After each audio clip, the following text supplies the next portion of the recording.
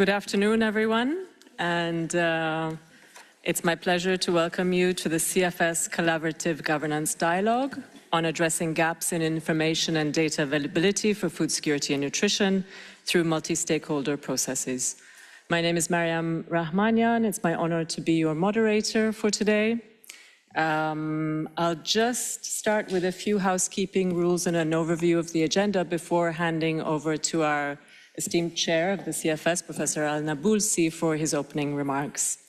So, for housekeeping rules, this is a hybrid session. We have up to a few hundred people online, I think. And we do have interpretation in all the UN languages, so whether you're in the room or online, you can select it in the Zoom. And for those who are joining us online, when it comes to the question and answer, please feel free to type your questions into the Q&A box in the Zoom. If you're in the room, of course, raise your hands. So, this is the fourth substantial section of the collaborative governance work stream of the CFS, and I thought I would just recall the objectives of this work stream before looking at the objectives of today's session. So, the CFS work stream on collaborative governance for coordinated policy responses to emerging global food crises aims to take stock of the evolving global food security and nutrition situation, to identify issues related to emerging food crises, to identify key actions towards enhanced policy coordination and collaborative governance, and to do all of this while paying particular attention to the voices of the most affected countries and constituencies. So it's a tall order. The session today, specifically on data, aims to contribute to strengthened alignment among member states, UN agencies, civil society and indigenous peoples, the private sector, and philanthropic and research actors around key approaches to addressing data gaps in food security and nutrition. Secondly, to share views on priority governance actions that CFS stakeholders are using or could use to strengthen the availability, quality, coordination, and use of food security and nutrition data across diverse contexts, including in situations of fragility and protracted crises. And finally, our objective today is to identify bottlenecks and enablers that may affect the implementation of the CFS policy recommendations on strengthening the collection and use of data for food security and nutrition. So with that, I'll just quickly go over the agenda of today. We have 6 sections, let's say. The first is the opening, which we're currently in, so check. The second, our first substantial session is on setting the scene, looking at the current context, emerging pressures and priorities on food security and nutrition data. We will have a number of speakers from all the constituencies, members and constituencies of the CFS, and a short time for Q&A. Then we will move on to session 2, mapping priority data gaps across key FSN dimensions.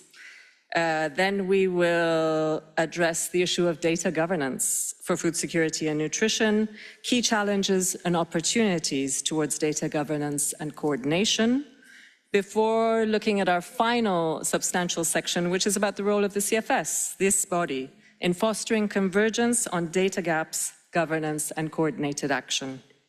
And finally, the chair and I will close today's session exactly at 5 p.m. So welcome to all of you, members, participants, and observers of the CFS in the room and online.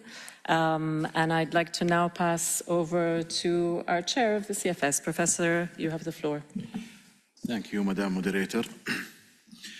Distinguished delegates, colleagues, and partners, it's my pleasure to welcome you to this collaborative governance of dialogue of the Committee on World Food Security on addressing gaps in information and data availability through multi-stakeholder process in food security and nutrition.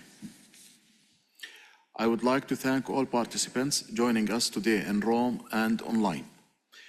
The diversity of perspectives represented in this dialogue reflects an important reality. No single institution, discipline, or stakeholder group has a complete picture of today's security and nutrition challenges.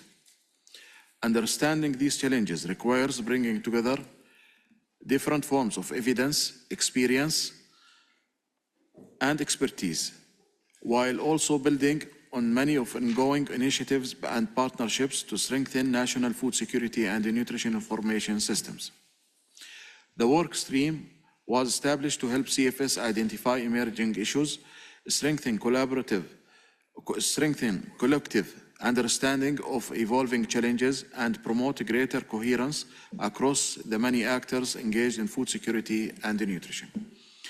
It reflects an important function of the CFS as a space where evidence, experience, and policy process can be brought into conversation, where perspectives from development and emergency context can be considered together, and where members and stakeholders can explore how greater coordination and collaborative approaches may support more effective response to complex global challenges.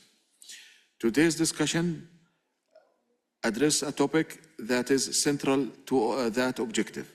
Reliable and time information is essential for understanding vulnerabilities, anticipating risk, informing policies, and targeting investments.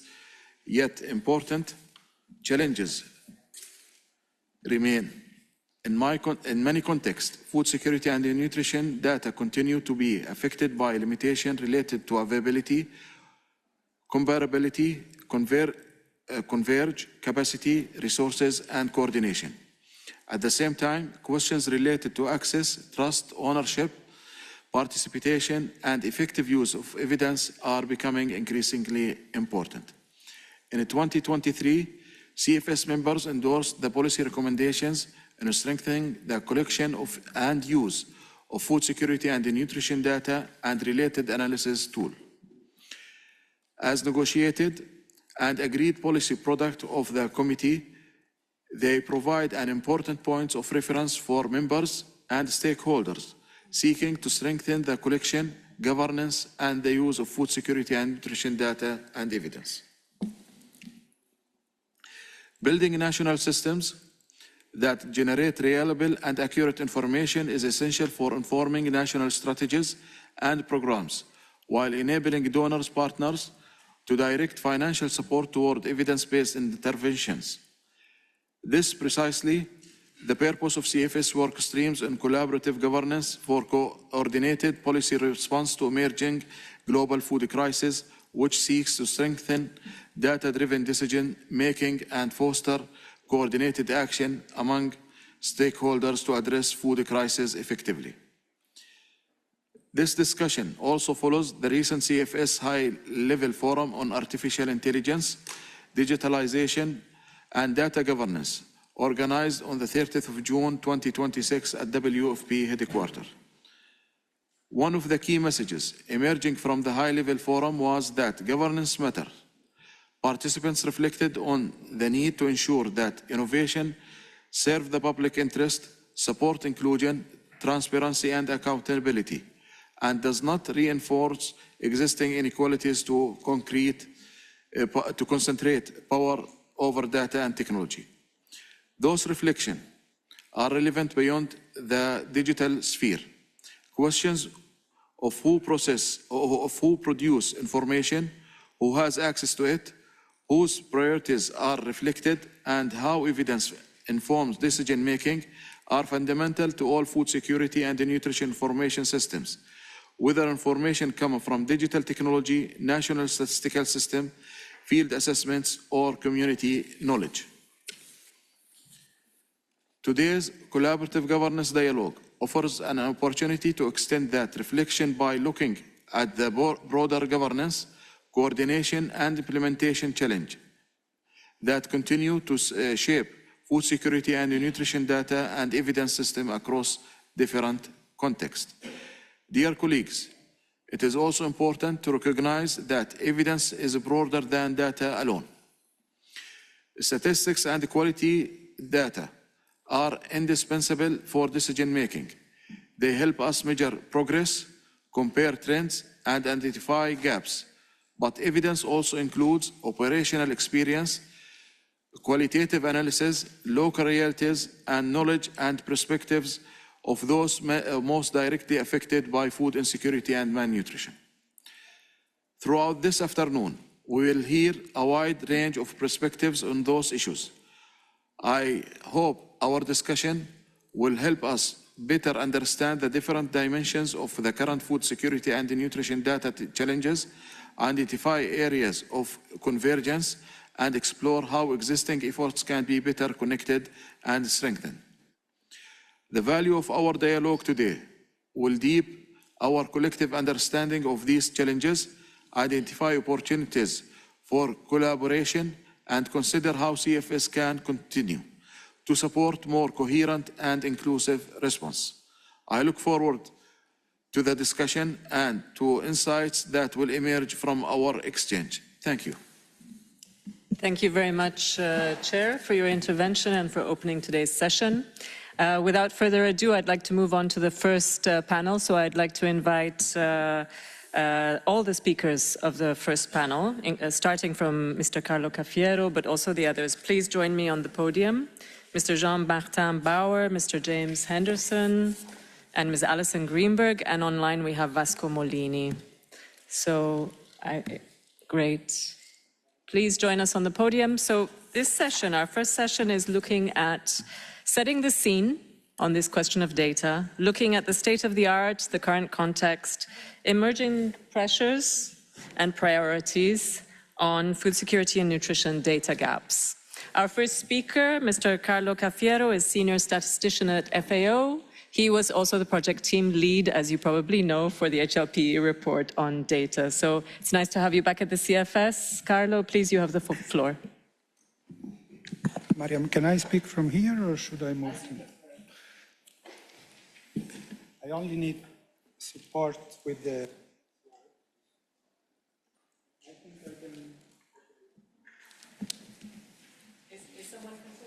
Is someone controlling the slides for Carlo?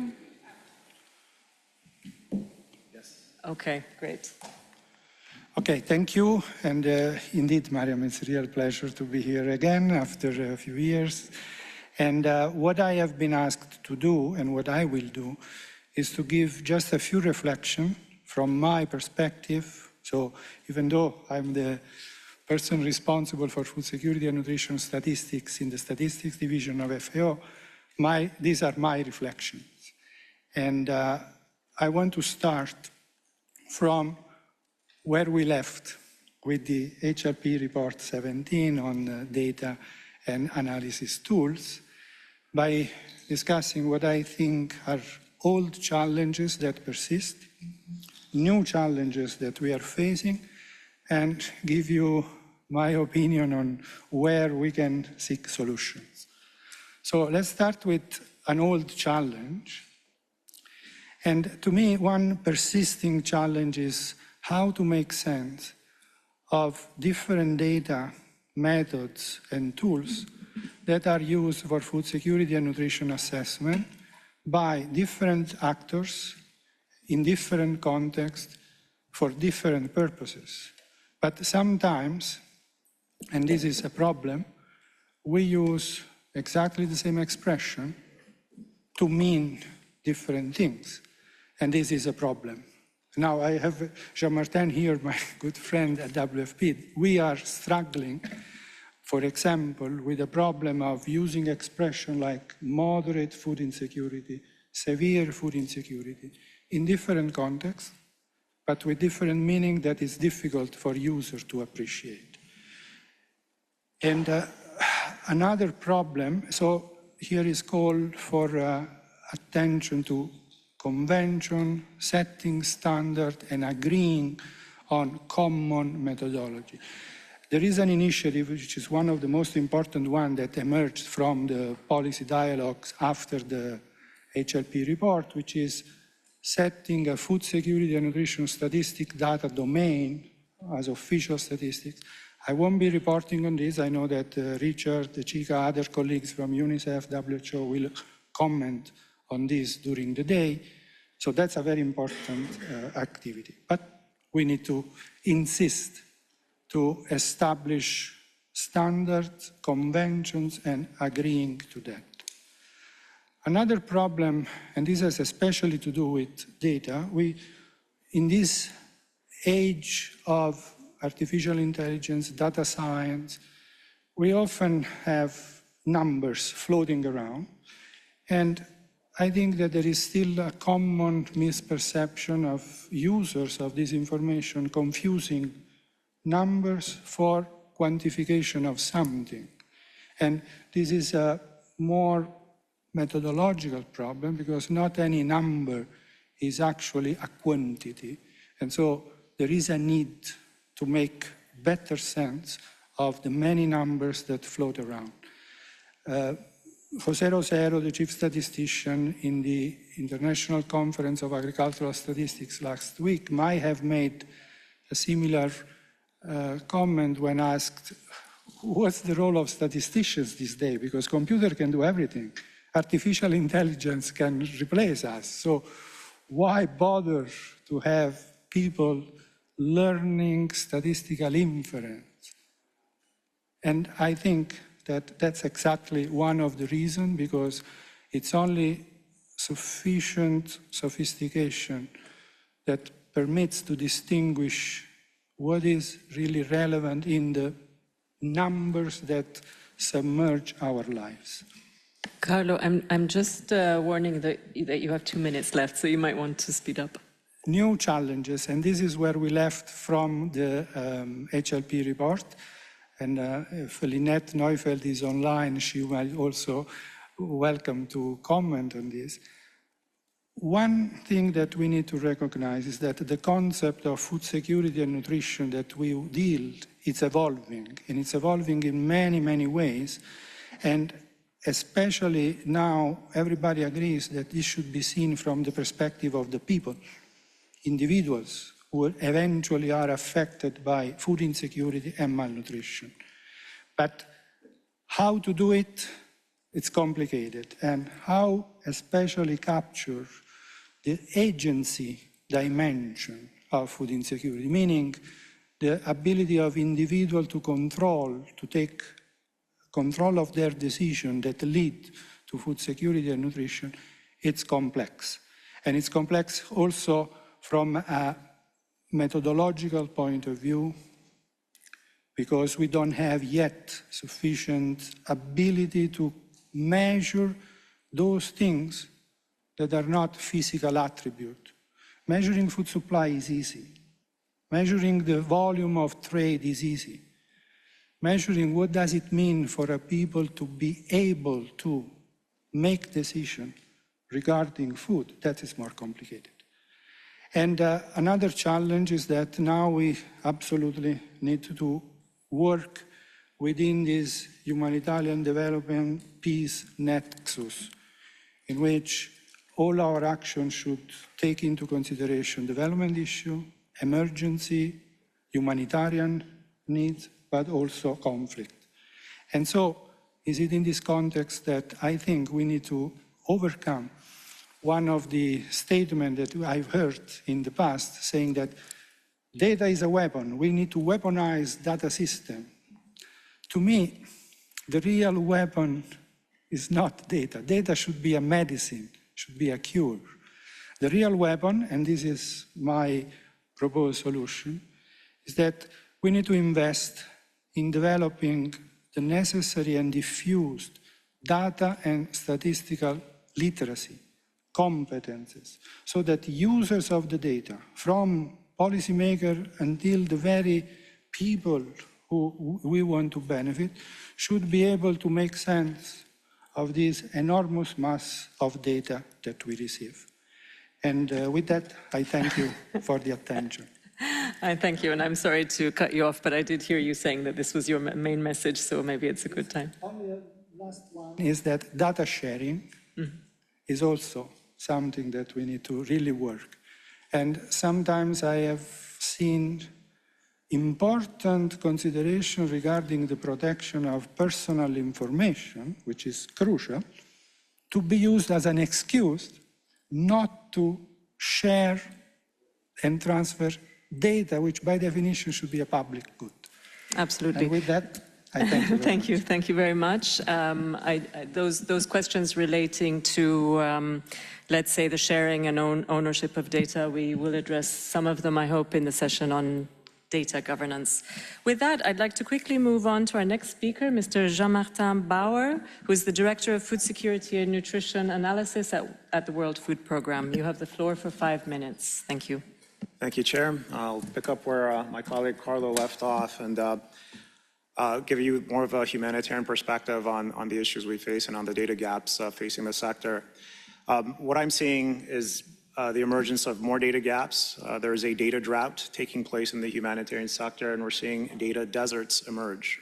Now, there is availability of data. Carlo mentioned how data is available overall, and there is a mass of information that's out there. But what we need as humanitarians is data in real time.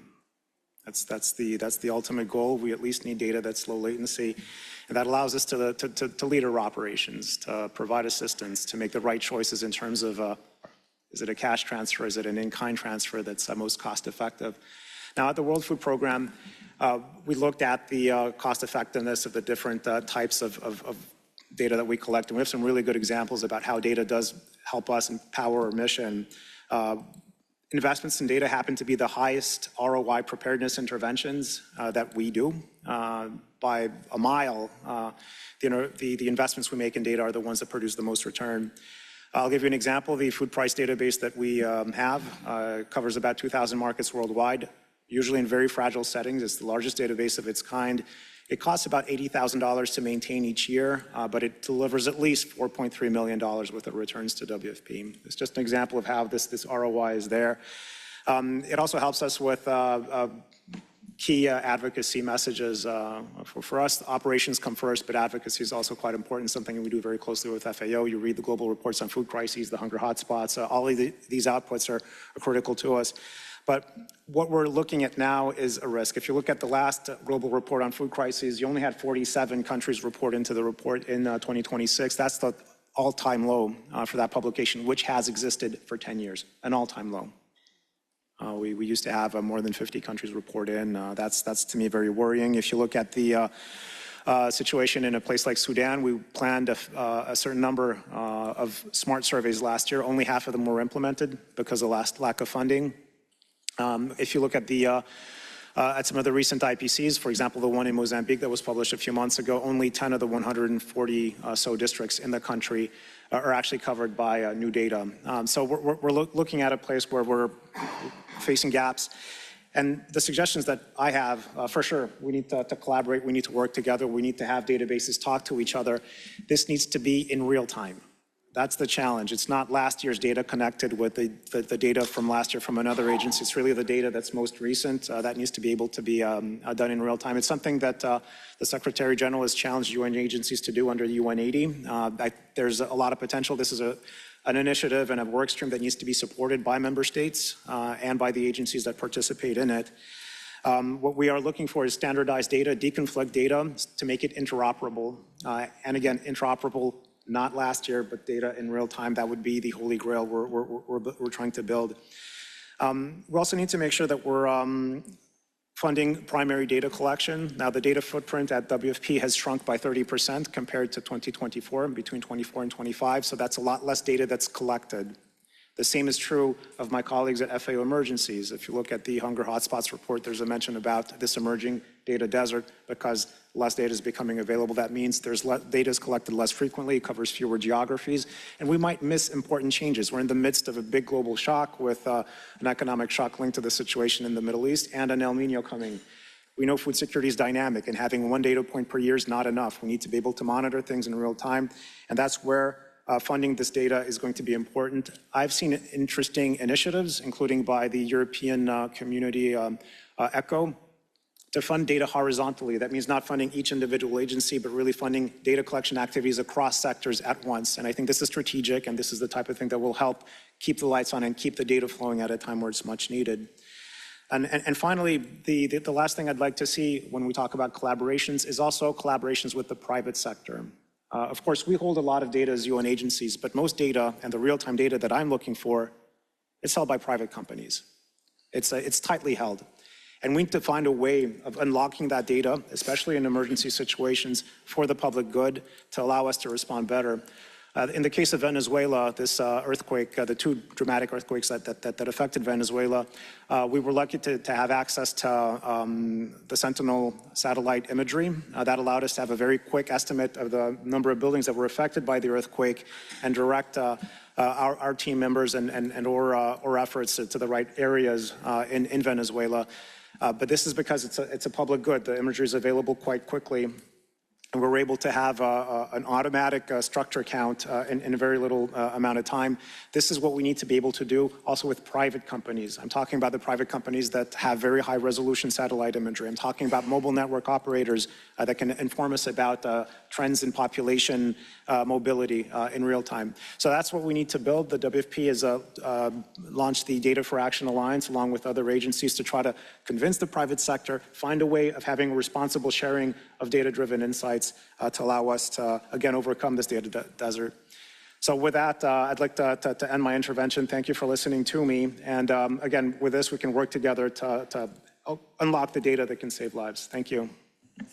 Thank you. That's what we're all here to do. So thank you very much. I heard both complementary and slightly diverging points of view between FAO and WFP. So I think that's really interesting. That's what we're here to discuss. So that's great. And you closed with touching on issues which I think, again, we will pick up in the governance session. So thank you for bringing that up again as well. I'd like to now move on to James Henderson, who's the Agriculture Program Lead at the Global Partnership for Sustainable Development Data. You have 5 minutes. Thank you. Chair. Just make sure it's working here. Thanks. So thank you very much. And thank you to the CFS Secretariat for convening this dialogue. My name is James Henderson. I work with the Global Partnership for Sustainable Development Data, where I also support some of the work on 50 by 2030, which my colleague Vasco Molini from the World Bank will be presenting after this intervention. We are in exceedingly challenging times. Official development assistance is declining, while climate and geopolitical shocks have real impact on the ground. Decisions made to ensure a functioning food system are rely on timely and reliable information. At the same time, financial investments flowing into artificial intelligence without the foundational data systems that regional and country level that are required to keep outputs aligned with ground realities are all happening at the same time. The data reflects this reality. We have parallel tracks. Emergency and development data are on completely different tracks. Converging this, we have more data on production than on nutrition, for example, and data that often arrives too late, too aggregated to inform decisions properly. The argument is that fragmentation is the norm in this system, and that is at its heart a governance issue. At the country level, there's a big risk that data is neither shared nor used in decision making, and that difficulty is very real. Making data safely accessible and shareable, protecting privacy, and ensuring that farmers benefit from the data technologies that they contribute to are at the top of the priority list. On one level up, many data systems are supported by international partners whose priorities and timelines do not always align with those of ministries of agriculture or national statistics offices, can make a system that is oriented more towards external reporting than domestic decision making. With AI, it becomes even more challenging. Without deliberate data governance, those who are not counted in the data will not be reflected in the outputs. Inclusive AI depends on well-governed, timely, country-level data. The economics are extremely clear. The investment case that we commissioned ahead of the CFS data work stream shows that for every dollar invested in a national data system, $32 of benefit result in that. So it makes the case that the constraint is not the return on investment. It is coordinating the system and having sustained commitment to granular and timely national data. FAO holds the normative mandate for food and agricultural statistics. What carries that system is needed is a connective tissue that make sure that this conversation carries from ministries of agriculture to national statistics offices, through regional initiatives, to Rome, FAO, this committee, CSIPM, private sector, philanthropic mechanism, and the diplomatic community that makes up its membership, onward to the UN Statistics Commission and to UNGA and to the COPs. However, these processes are often extremely, many of these processes deal with the same issues using different language, in silos that obscure how actually connected that they are. If we had a common language that could diffuse efforts and move towards a common direction, it would give countries and farmers a greater hand in shaping the new reality. So we, as the global partnership, play a role in this Rome landscape and have with the CFS data work stream. So with partners, we have been convening an informal group called the Rome Data Champions, where we convene groups of permanent representatives to hear from guest experts, where members receive timely, plain language briefings via coordinated engagement. For example, before the FAO regional conferences, we provided delegations with how the statistics commissions feed into the to the governing bodies, and how this all flows into the 2028-2029 program of work and budget. However, the most significant result that we have contributed to in some way is with CFS, and that is the advocacy support that we provided with FAO in bringing the case that came out of the CFS data work stream of the voluntary policy recommendations for the establishment of a food security and nutritional domain in the UN system. Because of these efforts and because of the hard work that was done in this room, the green room, and in plenary, we now in the UN system have a food security and nutrition statistical domain, and that is no small feat. James, could I ask you to wrap up in a minute? Yeah, okay. So I would invite anybody in this room to continue working with us and collaborating. We've put together a food systems collaborative, so several organizations are partnering together to provide this type of timely information ahead of key moments in the Rome calendar. And we would greatly like to invite everybody in this room to participate in this. Please talk to me after this meeting and we can get you more information on how to participate. Thank you very much. Thank you very much. It's really great to hear about some of the policy recommendations of the data policy recommendations of the CFS already having this important impact. So that's really good, and I think we need to celebrate that. And at the same time, in our last session, we're also going to be maybe looking at some of the policy recommendations that we need to double our efforts to make sure that they happen. So it's really nice to hear the positive. I'd like to now move on to Alison Greenberg, who is the Director of Reimagining Humanitarian Nutrition Security at the Rockefeller Foundation, and also the Catalytic Capital Vital Data Initiative. You have the floor. So much to the CFS Secretariat for having us here, for having me here to speak about our initiative, about the Vital Data Initiative, and about just the reform that is needed within the food and nutrition data systems as we enter into a world, or we're in a world with less resources and more need than ever.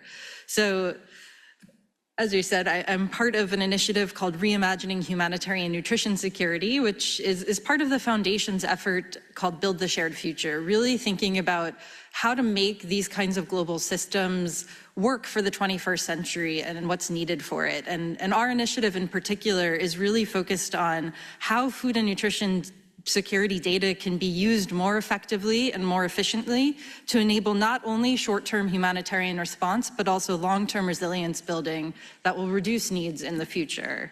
So a key part of this is really thinking about how to protect the critical data systems that enable anticipatory action and that enable effective decision-making. And a key initiative under this that I'm going to talk about is the vital data work that we're doing in partnership with the European Commission Joint Research Center, with impact initiatives, with IFPRI, and with additional support from the Swiss Development Corporation. So we're really looking at how to track the vulnerability of food and nutrition security systems and really how to think about these systems to work more efficiently in this world of funding contraction. So there's a few pieces of this work where we're trying to really understand where the greatest systemic risks are and which critical functions need to be protected within the data systems. The first part of it is mapping the ecosystem and really trying to understand what exists in these information systems, understand the interdependencies, the data flows, understand the bottlenecks and the fragilities that exist, and really just trying to say, what is this world? We talk about food and nutrition security data, and everybody kind of comes with a different perspective of what that means, whether you're a national government, a multilateral agency, a private sector organization. You know, depending on where you're sitting, what that means to you is not necessarily the same. So really trying to understand what is the ecosystem that we're all talking about, and really trying to understand what are the critical connectivity points for the analysis that exists between these systems, and being able to put that out there. Once we have the ecosystem, we're looking to really trace the data to decision pathways, because it's one thing to talk about not having enough data. I think there's also a lot of people that talk about having too much data in some ways. And both of those things are true. So it's really about what is the data that actually allows for critical decision making? What is the data that you need to actually affect humanitarian action, to actually make an investment in agri-food systems happen? And we have an hypothesis that it's not as much data as you think, and a lot of it might already be there, but maybe not surfaced, or maybe not harmonized and coordinated with the systems that are being used. So, you know, it's one thing to just define that ecosystem, but really defining what are the data to decision pathways and what is the most critical data that decision makers, that implementers, that people on the ground actually use. And then from there, really looking at the financing structures. How is this data being financed? How can it be more efficiently financed? How can we think about new funding models for data, not just the traditional financiers that have come in? You know, Jean-Martin talked about bringing in the private sector. What are ways that we could leverage private sector data? What are the give-gets that could exist there that could enable more funding to come into it? Who are different actors that could come into this space and potentially already have resources against it? So that's all part of analyzing the financial structures, and then doing this whole analysis again at the country level. So we're looking at it at the global level and the global systems, but we know that only matters as much as the national systems, where where the rubber meets the road, where the decisions are getting made, and where the impacts of food insecurity are the greatest. So taking this methodology, making sure we understand it at the national level, and making sure that we can help national stakeholders understand their own data systems. We're starting with initial assessments in Somalia and Mozambique. We're also looking at a lighter weight assessment. Benin, Haiti, Afghanistan, Madagascar have all approached us with interest, so we're also considering that. Martin Nagroje from Impact Initiatives is here with me, and he's really leading the country case studies, so we'd welcome anybody who wants to talk to us about that methodology. You know, we're in this process. I think through the end of the year, we're hopefully going to have a lot of results coming out. Here's just some of the deliverables that we're planning on: ecosystem, the data to decision diagnosis, the financial vulnerability analysis, and really all of this leading to policy briefs, policy dialogues, and joint advocacy. The point of doing this together, the point of doing this in partnership, is so that we can all be speaking with one voice about what the actual vital data priorities are, and really trying to bring together stakeholders to agree on those priorities. And you know, hopefully working with CFS, I think we're in alignment with the policies. I think everything that's going forward with that, you know, how can we just kind of work these different forums, these different angles, and these different partnership endeavors to really come to what matters, what is vital, if you will. So yeah, that's our initiative. If, like I said, please follow up with us if you have any interest in contributing data expertise, or learning about the results and joining us on the advocacy side once we start being able to put some of that out there. Great, thank you. Thank you very much, Alison, for sharing that experience and for joining us in the CFS. We'd like to now quickly move on to our last speaker so we can reserve a little bit of time for question and answer. Mr. Vasco Molini, who's online, is the program manager of the 50 by 2030 initiative. Mr. Molini, you have the floor. Thank you, Chair. I'm not sure if you can see me. We can hear you. I don't see you. Not me. It's a slide. Anyway. Okay, okay. Okay, we can hear you. Why don't you go ahead? Okay, thank you. So I would like to start, thanking, colleagues that spoke before me and said pretty much all very interesting things. I work for a program, a partnership between with FAO and World Bank. It's a partnership to basically create data systems in agriculture. Develop with countries systems that is capable to provide agricultural data to policymakers in those countries, but also other users, in order to fill a sort of big data gap we have in one specific area, which is agriculture. This brings me a bit to this agreement to disagreement between Jean-Martin and Carlo. So do we have too many data or very little data? So are we sort of facing a paradox of poverty amidst plenty? I would say yes, but also let me characterize this. We face this paradox depending on what the data are for. Certainly in the era of Jean-Martin, timely data for emergency, well, we saw a dramatic drop in investment. In other areas where probably the timeliness is less important, and where more important is, let's say, the accuracy, the representativity of this data, for example, like census, surveys, and so on, we have seen that in the last, let's say, 15 years, many international organizations have invested in this sector, and we start to have pretty much everywhere in the world, some good, reliable information with a certain frequency, okay? Of course, we can do more. There are areas of the world or specific countries, without naming and shaming, that face a severe lack of data, others that manage to reduce this gap. But I would say having the data is a sort of necessary condition, but not sufficient, okay? Not sufficient for what?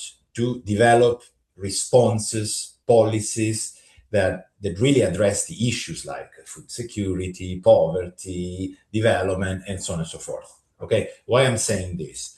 Because, in my activity, in my field, that I repeat is agriculture, often we see that even when data are made available, in countries, there is a big lack of capacity in using this information to feed what I would define the policy process, no? The conception of the policy, the monitoring of the policy, and the final evaluation of the policy. In many countries, what is Pascal? lacking?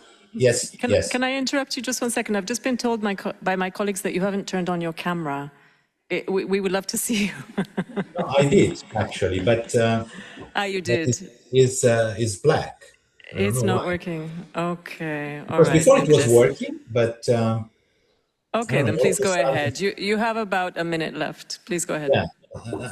Okay. So what we see in many of these countries that this capacity is lacking. So I would say now the focus should be, on one side, without abandoning the investment in statistics. This is my field. The World Bank and FAO, we are doing. In the area of agriculture, I think we are seeing quite substantial progress. I think overall, collectively, the big effort should be in what Carlo called the data literacy, but not just normal data users. really government, public administrations at different levels. What is really lacking there is this capacity, because if you start to have more and more data, authorities should really appreciate what are the data that should be used for policy making and what not. Okay, or quality of certain type of data that behind they have a statistical theory, they have a representativity, they are collected in a certain way, and data they are just churned out by whatever AI that puts there a number. Okay, so there I see really the big challenge. The capacity to identify this big white noise of data, because in some areas, data are really plenty. I mean, there are very many there. Really dissect which ones we can use and which ones we have to discard. Great, thank you very much for your sharing your thoughts and your reflections. We now have a very short time for a couple of questions, so I won't do much summarizing, although I do find it really interesting the slight divergences amongst things that we've heard here.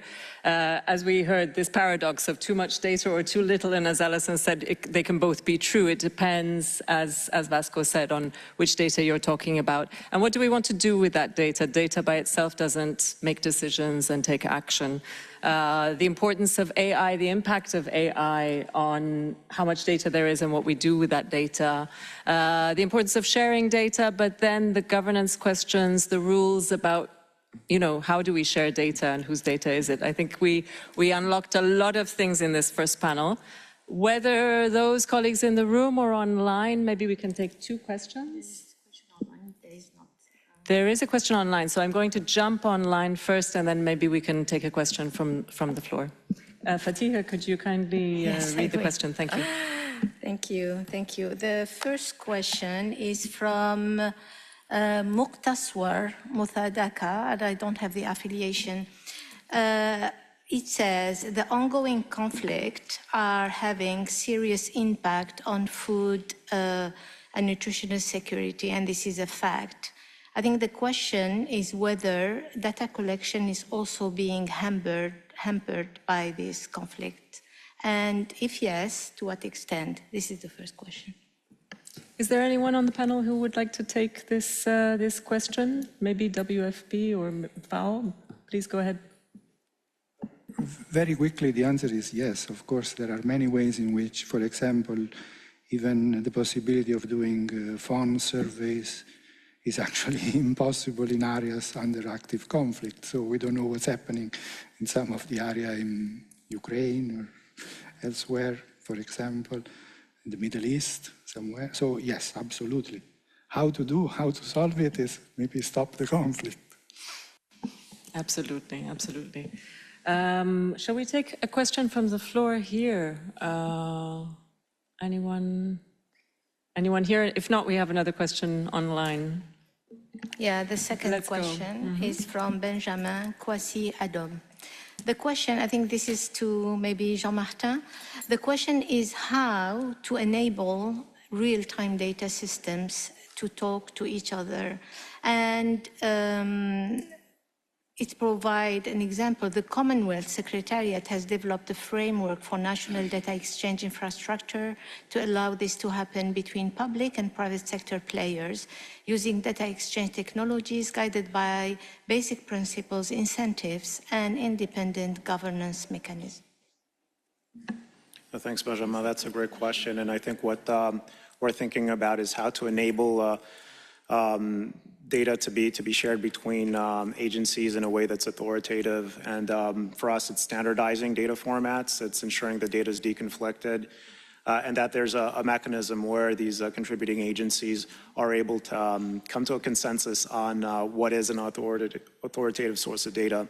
Now, it's something that we should have done long ago. I agree with everyone who says that we need to better work together, better collaborate. But at this time, where we are, at least in the humanitarian space, facing a data drought, this is pulling us closer together. And what we want to do is build something called a humanitarian data model that allows us to do exactly what you described, which is seamlessly share the data for joined-up analysis.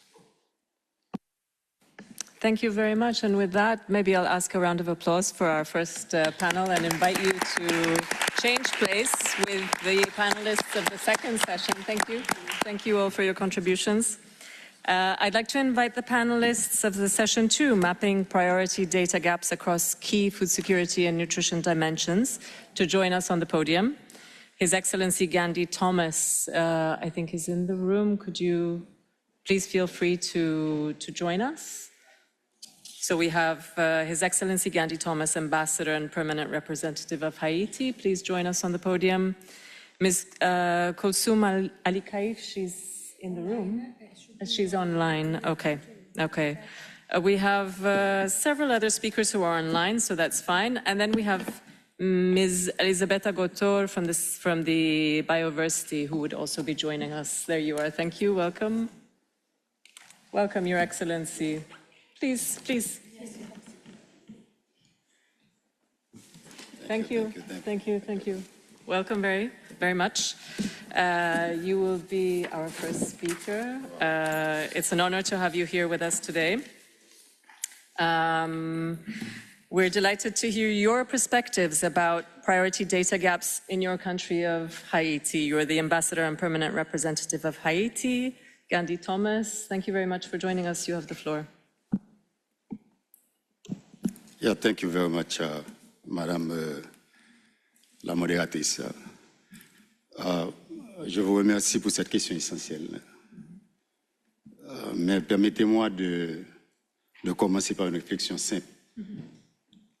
Lorsque nous parlons des lacunes en matière de données en Haïti, nous ne parlons pas seulement de statistiques manquantes.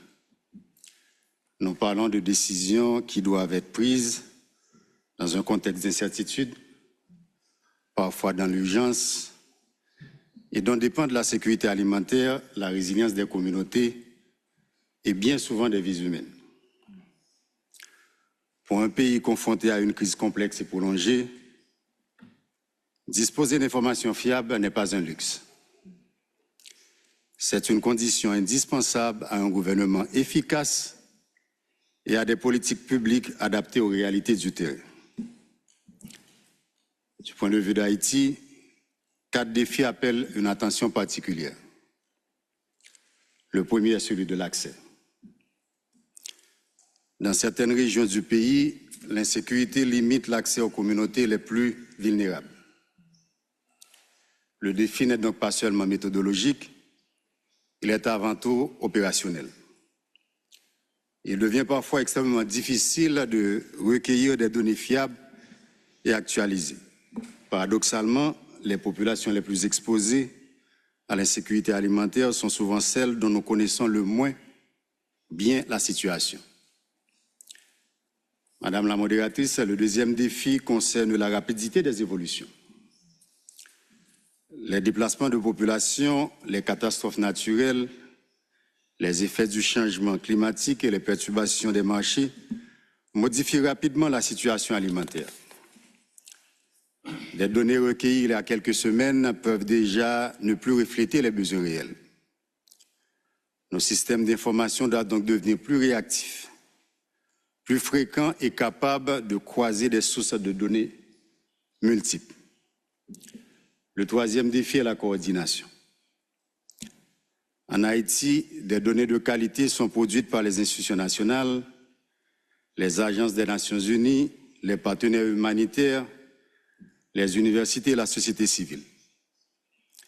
Cependant, le véritable enjeu n'est pas uniquement de produire davantage de données, mais de rendre ces différentes sources compatibles, complémentaires et véritablement utiles à la prise de décision. Collecter davantage de données est important, mieux connecter celles qui existent déjà l'est tout autant. Enfin, le quatrième défi est celui du renforcement des capacités nationales. Les systèmes d'information performants reposent avant tout sur des institutions nationales solides. Les capacités statistiques et analytiques ne peuvent dépendre exclusivement des projets d'urgence ou des financements extérieurs. Elle exige des investissements durables, un renforcement continu des institutions et une véritable appropriation nationale. Ces constats nous conduisent naturellement à la gouvernance collaborative que beaucoup d'intervenants en parlé. Pour Haïti, cela signifie bâtir des partenariats fondés sur la confiance, la transparence et la responsabilité partagée, tout en plaçant les institutions nationales au cœur des décisions. Elle suppose que les gouvernements, les organisations internationales, les centres de recherche, la société civile, le secteur privé et les communautés travaillent à partir d'une base commune de connaissances plutôt qu'à travers des systèmes d'information parallèles.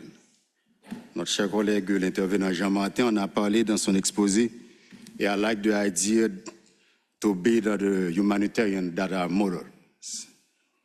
Elle implique également de tirer pleinement parti des innovations technologiques.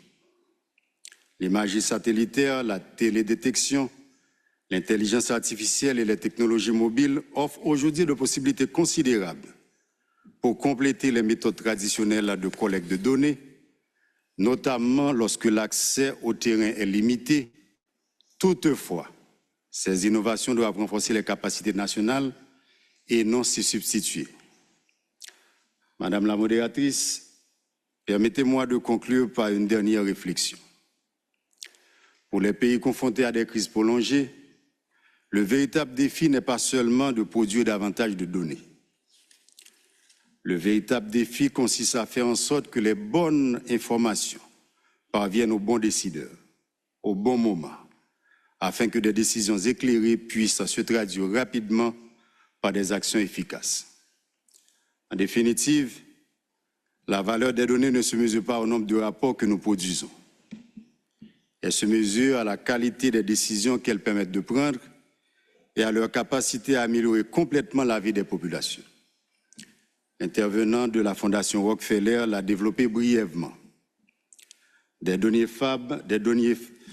fiables ne constituent pas une fin en soi.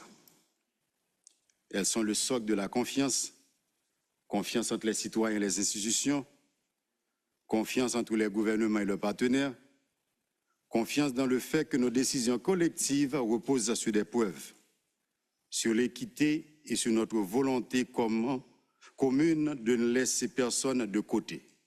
No one left behind.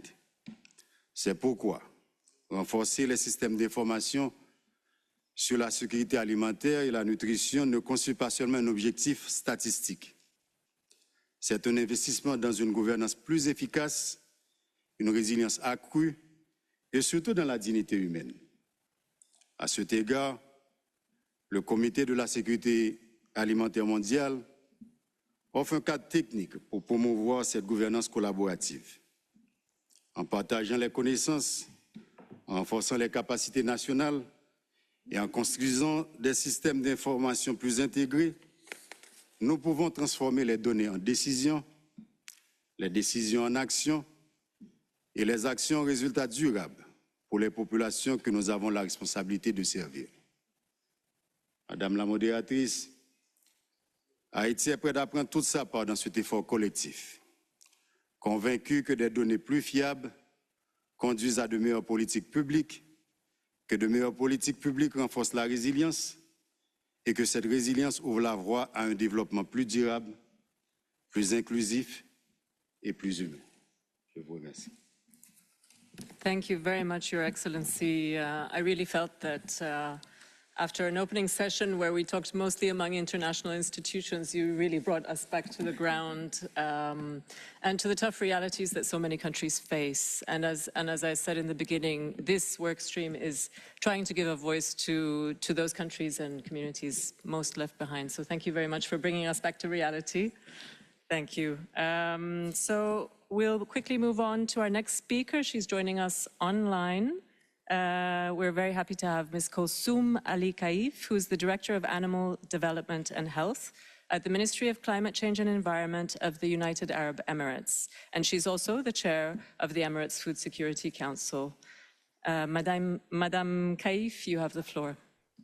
Thank you. I will just share my presentation with you. If you allow me. Please, yes. Wonderful, we can see it.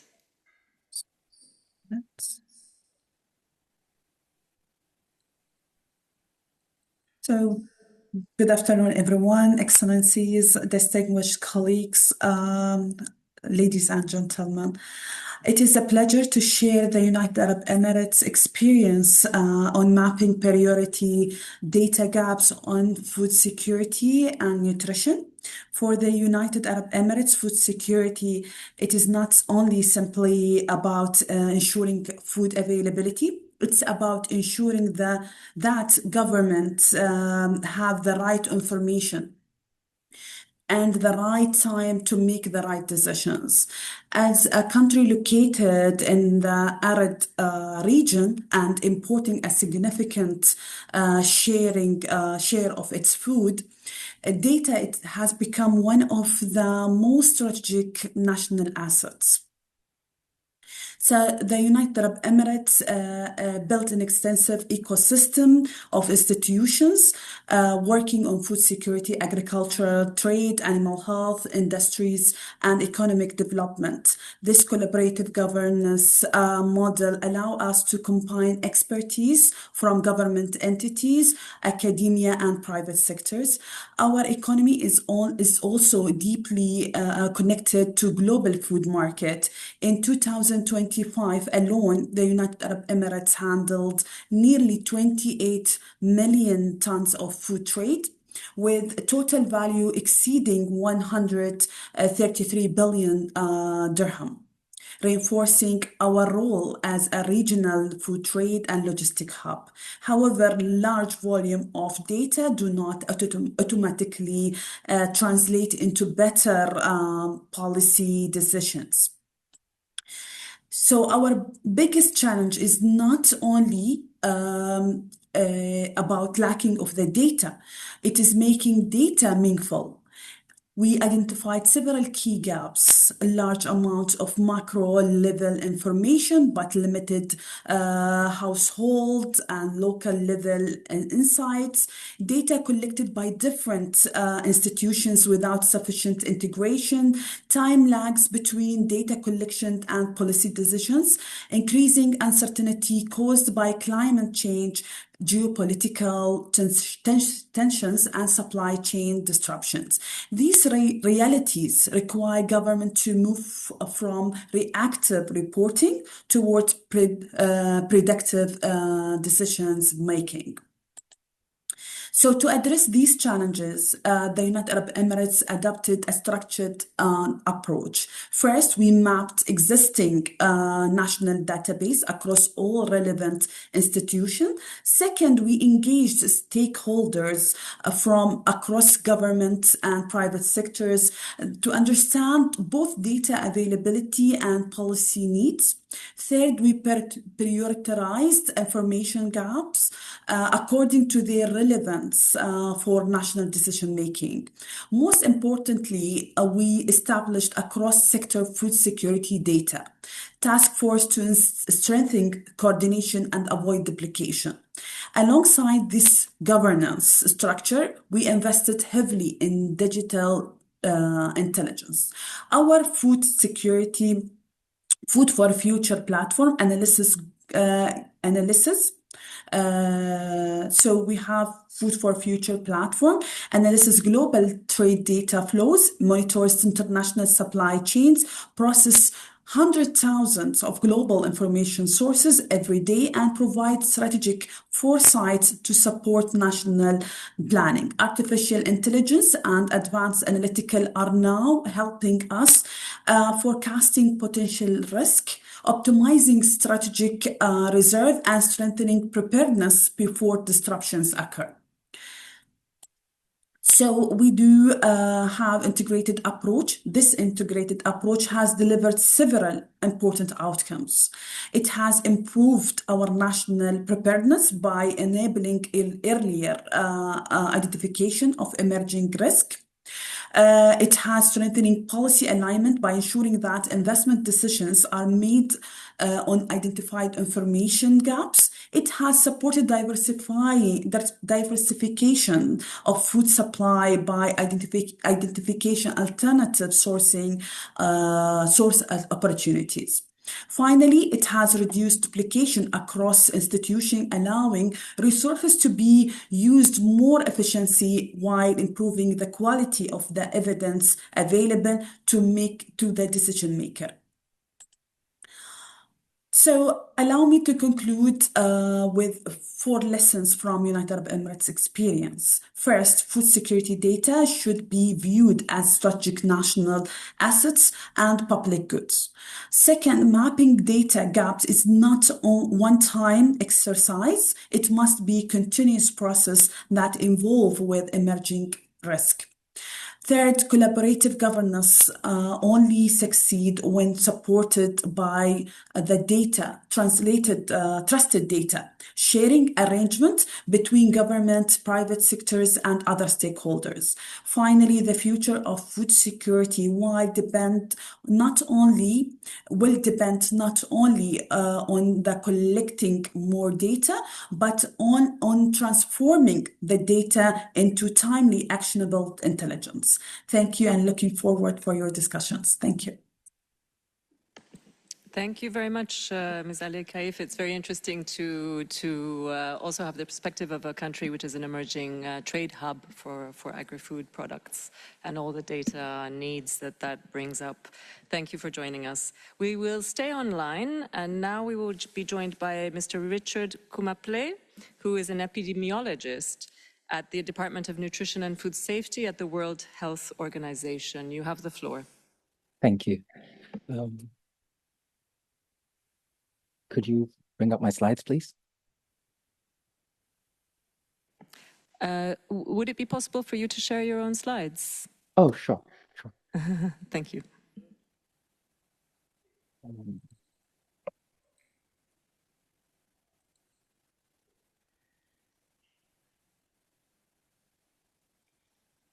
There we go.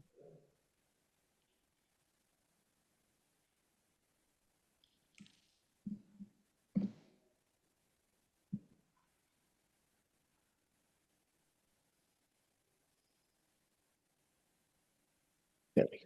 Are they coming up? Okay, Can you great. Can you see my slides I think now? it's coming, yes. Yes, we see them. Thank you very much. All right, great. So hello, everyone. I'm Richard Kumaple, and today I'll be providing some results from a preliminary analysis that was mapping priority data gaps across key FSN dimensions. This is an update from the work of the UN expert group on food security and nutrition data and statistics. So as already stated in the previous panel, the UN Statistics Commission has now included the domain of food security and nutrition statistics. And as part of that work, last year, a UN expert group was established with 3 objectives. The first one was to advance methodologies on collecting, compiling, and using data and statistics relevant to food security and nutrition. The second one, which is going to be the focus of today's presentation, is implementing activities that address data gaps and national needs for capacity development.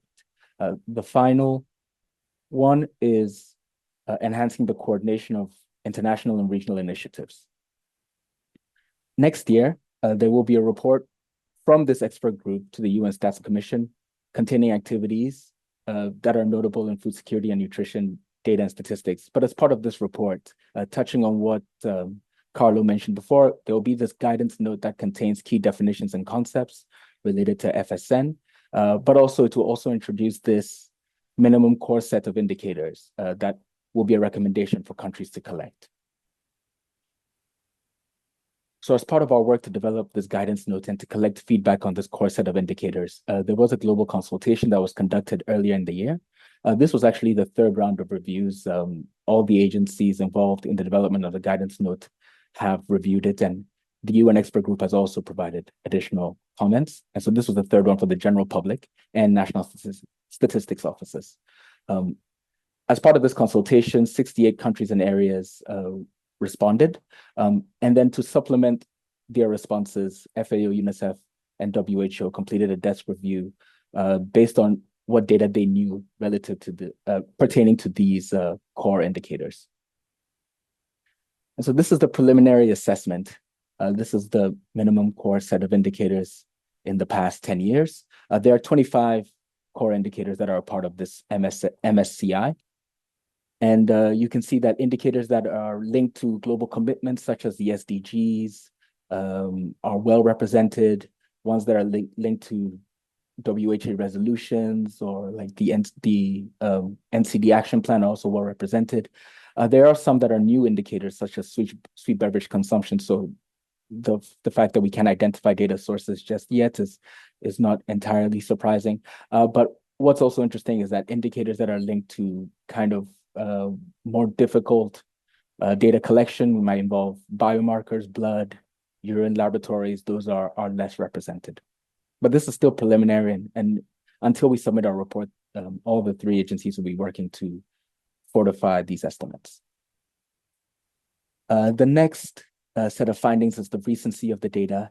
And it's good to know that for a lot of the indicators where we were able to assess the recency of the data, less than 5 years, there is data for at least in the last 5 years. And for a lot of the indicators, the recommendations are that we should collect the data every 3 to 5 years. So that was encouraging to see.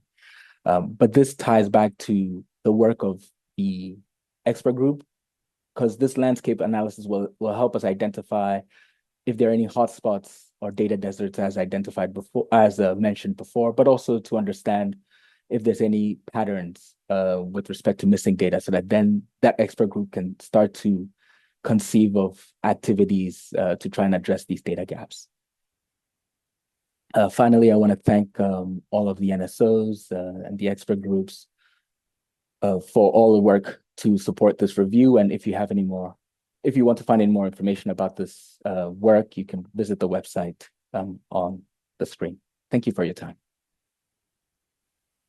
Thank you very much, Richard, for deepening our understanding of what is essentially one of the outcomes of a CFS process. So it's great to have that reporting back in a sense.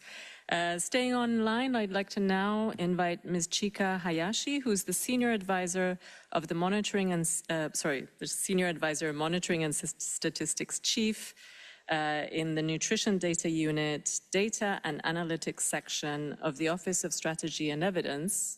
It's a rather long title, at UNICEF. Ms. Hayashi, you have the floor. Thank you. Good afternoon, colleagues. I hope you can show my slides. I think they're working on that, yes. Great. Well, in the meantime, thank you for the opportunity to contribute to this dialogue. When we talk about data gaps in food security and nutrition, I think we often focus on missing indicators and insufficient data.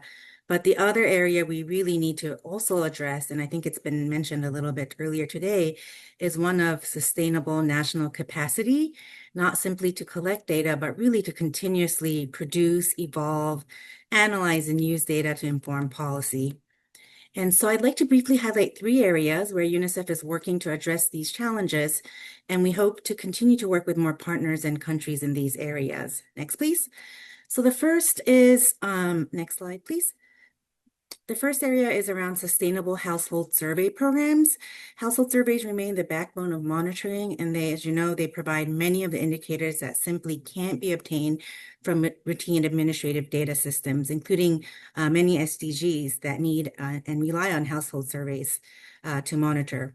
So understandably, many of us were shocked when funding for the DHS or the demographic and health surveys was discontinued by the US government earlier this year. And I realize that many have heard of the DHS surveys, but perhaps we're less familiar with UNICEF's multiple indicator cluster surveys or MIX programs. So I'm going to spend the next few slides sharing a little bit about the MIX survey. So each round of the MIX begins just like the DHS actually, with a set of standard indicators, questionnaires, and tools. A little difference for us is that countries really customize and propose any data they would like to collect, even if it's not in our core data core set of data questionnaires.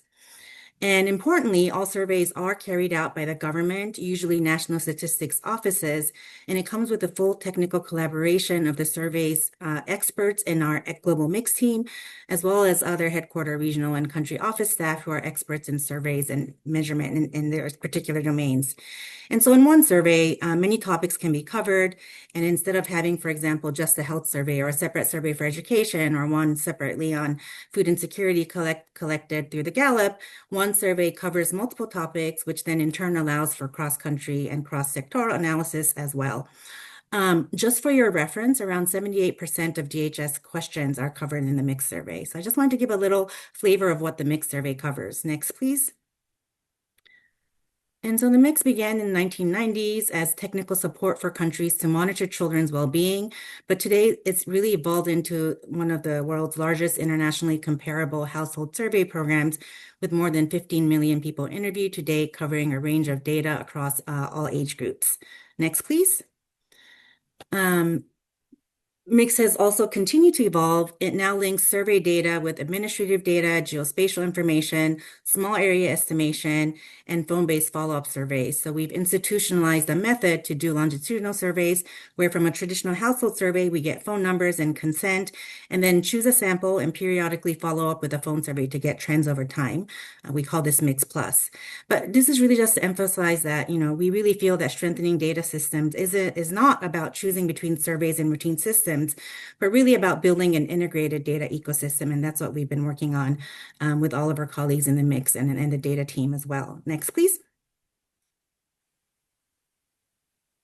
So the other thing that makes Mix distinctive and something that we're very proud of is that it's really fundamentally a country-led survey program. Governments and national statistical offices implement the surveys themselves, while UNICEF provides technical collaboration, and countries decide what information is most relevant to their priorities. And we encourage and are happy to say that an increasing number of countries are financing surveys partially or even entirely from domestic resources. And we look forward to work with more countries and partners to design and implement national population-based surveys. But I just wanted to let people know that this platform exists. Next, please. So the second area I'd like to mention is guidance for nutrition monitoring. Unfortunately, guidance on what information should be collected and how that information should be used is fragmented and not very comprehensive right now. Nutrition is a multi-sectoral issue, and guidance in specific areas, if they exist, are updated by different people and at different times. So we're embarking on an effort with WHO and hopefully others to develop consolidated guidance on nutrition monitoring that really brings together data from multiple sectors, including health, food systems, agriculture, education, and social protection, and a guidance that goes really beyond indicators and places equal emphasis on turning data into action. As we all know, ultimately, data only have value if they influence programs, policy, and investments, and we like to move from having the foundation of indicators to really translating that into actionable steps. And so it will include concrete guidance. Can I interrupt you for just a second? Apologies. You have 1 minute left, so if you could wrap up, please. Thank you. Sure. And I have one more slide.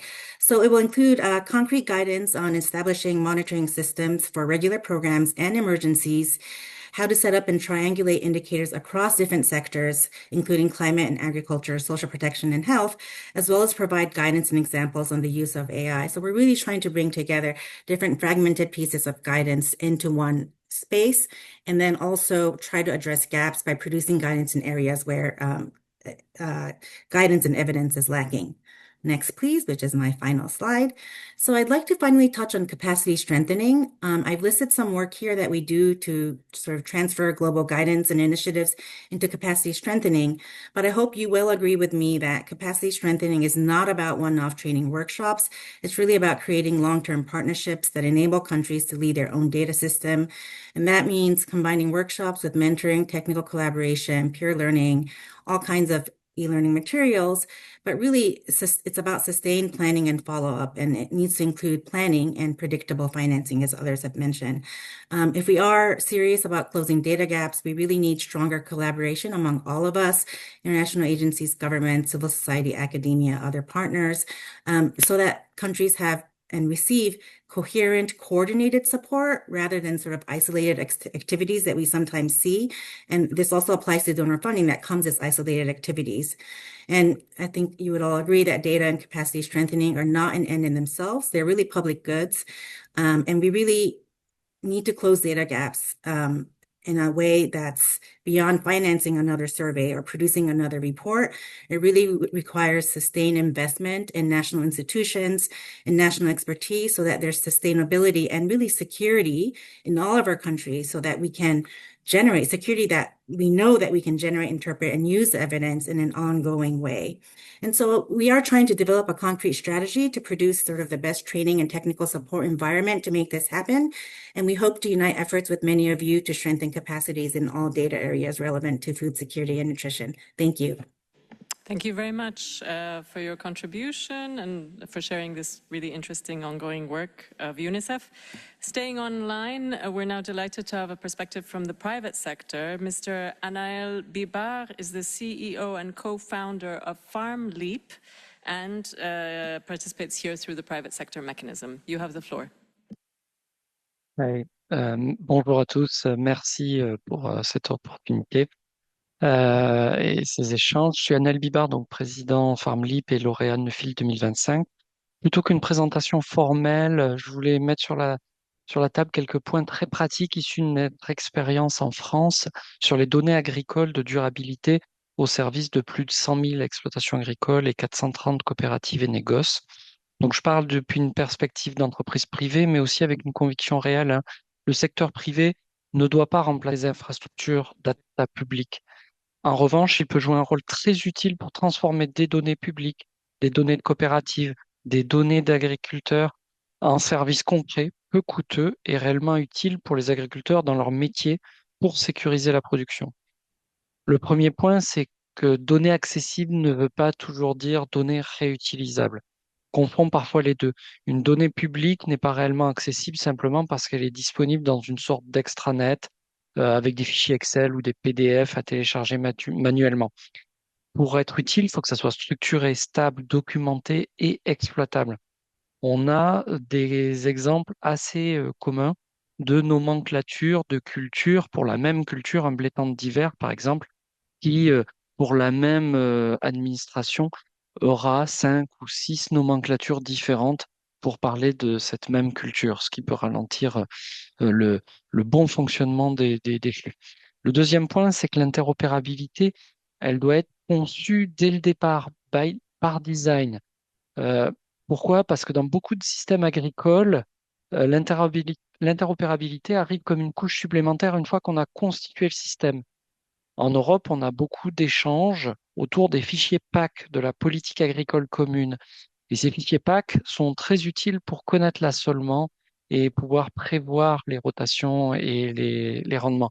Mais les échanger par email, c'est très lourd, coûteux en temps, et c'est une des façons les moins sécurisées d'échanger de la donnée avec des emails qui se promènent un peu partout. Donc, en réalité, dès qu'il manque d'API, d'interopérabilité en design, on crée des méthodes de contournement et tout le monde essaie de contourner l'obstacle et ça rajoute des frictions dans le système. Un troisième point, pour avoir une bonne donnée aussi qui remonte efficacement, c'est comment on intègre la notion de valeur directe pour les agriculteurs. Souvent, une exigence de conformité demandée par un acheteur ou une remontée statistique demandée par un État pour des notions de sécurité alimentaire, pour l'agriculteur, c'est souvent perçu comme juste une contrainte supplémentaire. Lorsqu'un agriculteur accepte de saisir ou de transmettre ces données, cela signifie souvent qu'il existe un bénéfice pour lui. Sinon, il abandonne le dispositif ou parfois même certains le marché. Donc cette valeur, elle peut prendre plusieurs formes. Conserver l'accès à un marché, obtenir des hausses de volume, différencier sa production, ou de plus en plus accéder à des rémunérations directes, par exemple sur des marchés bas carbone en Europe. Une coopérative m'a dit il y a un mois de ça avoir distribué des premiums jusqu'à 50 euros la tonne pour des productions de colza bas carbone. Donc la question n'est pas seulement comment collecter plus de données ou plus efficacement, la question est aussi qu'est-ce que l'agriculteur ou les réseaux de producteurs reçoivent en retour de cette transmission de données. Et un autre point essentiel, je pense, c'est la frugalité. Le monde agricole n'est pas un secteur riche, même dans les pays développés. L'innovation coûte cher. Chaque couche de complexité finit par être payée par quelqu'un, soit l'agriculteur, la COP, l'acheteur ou la puissance publique.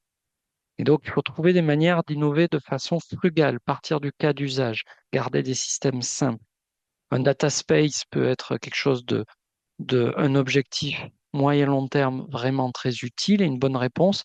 Parfois, une simple API bien standardisée, basique, avec un front-end, du moins avec une interface avec très peu de boutons et un cas d'usage clair, fait déjà très très bien le travail et permet de passer à l'échelle.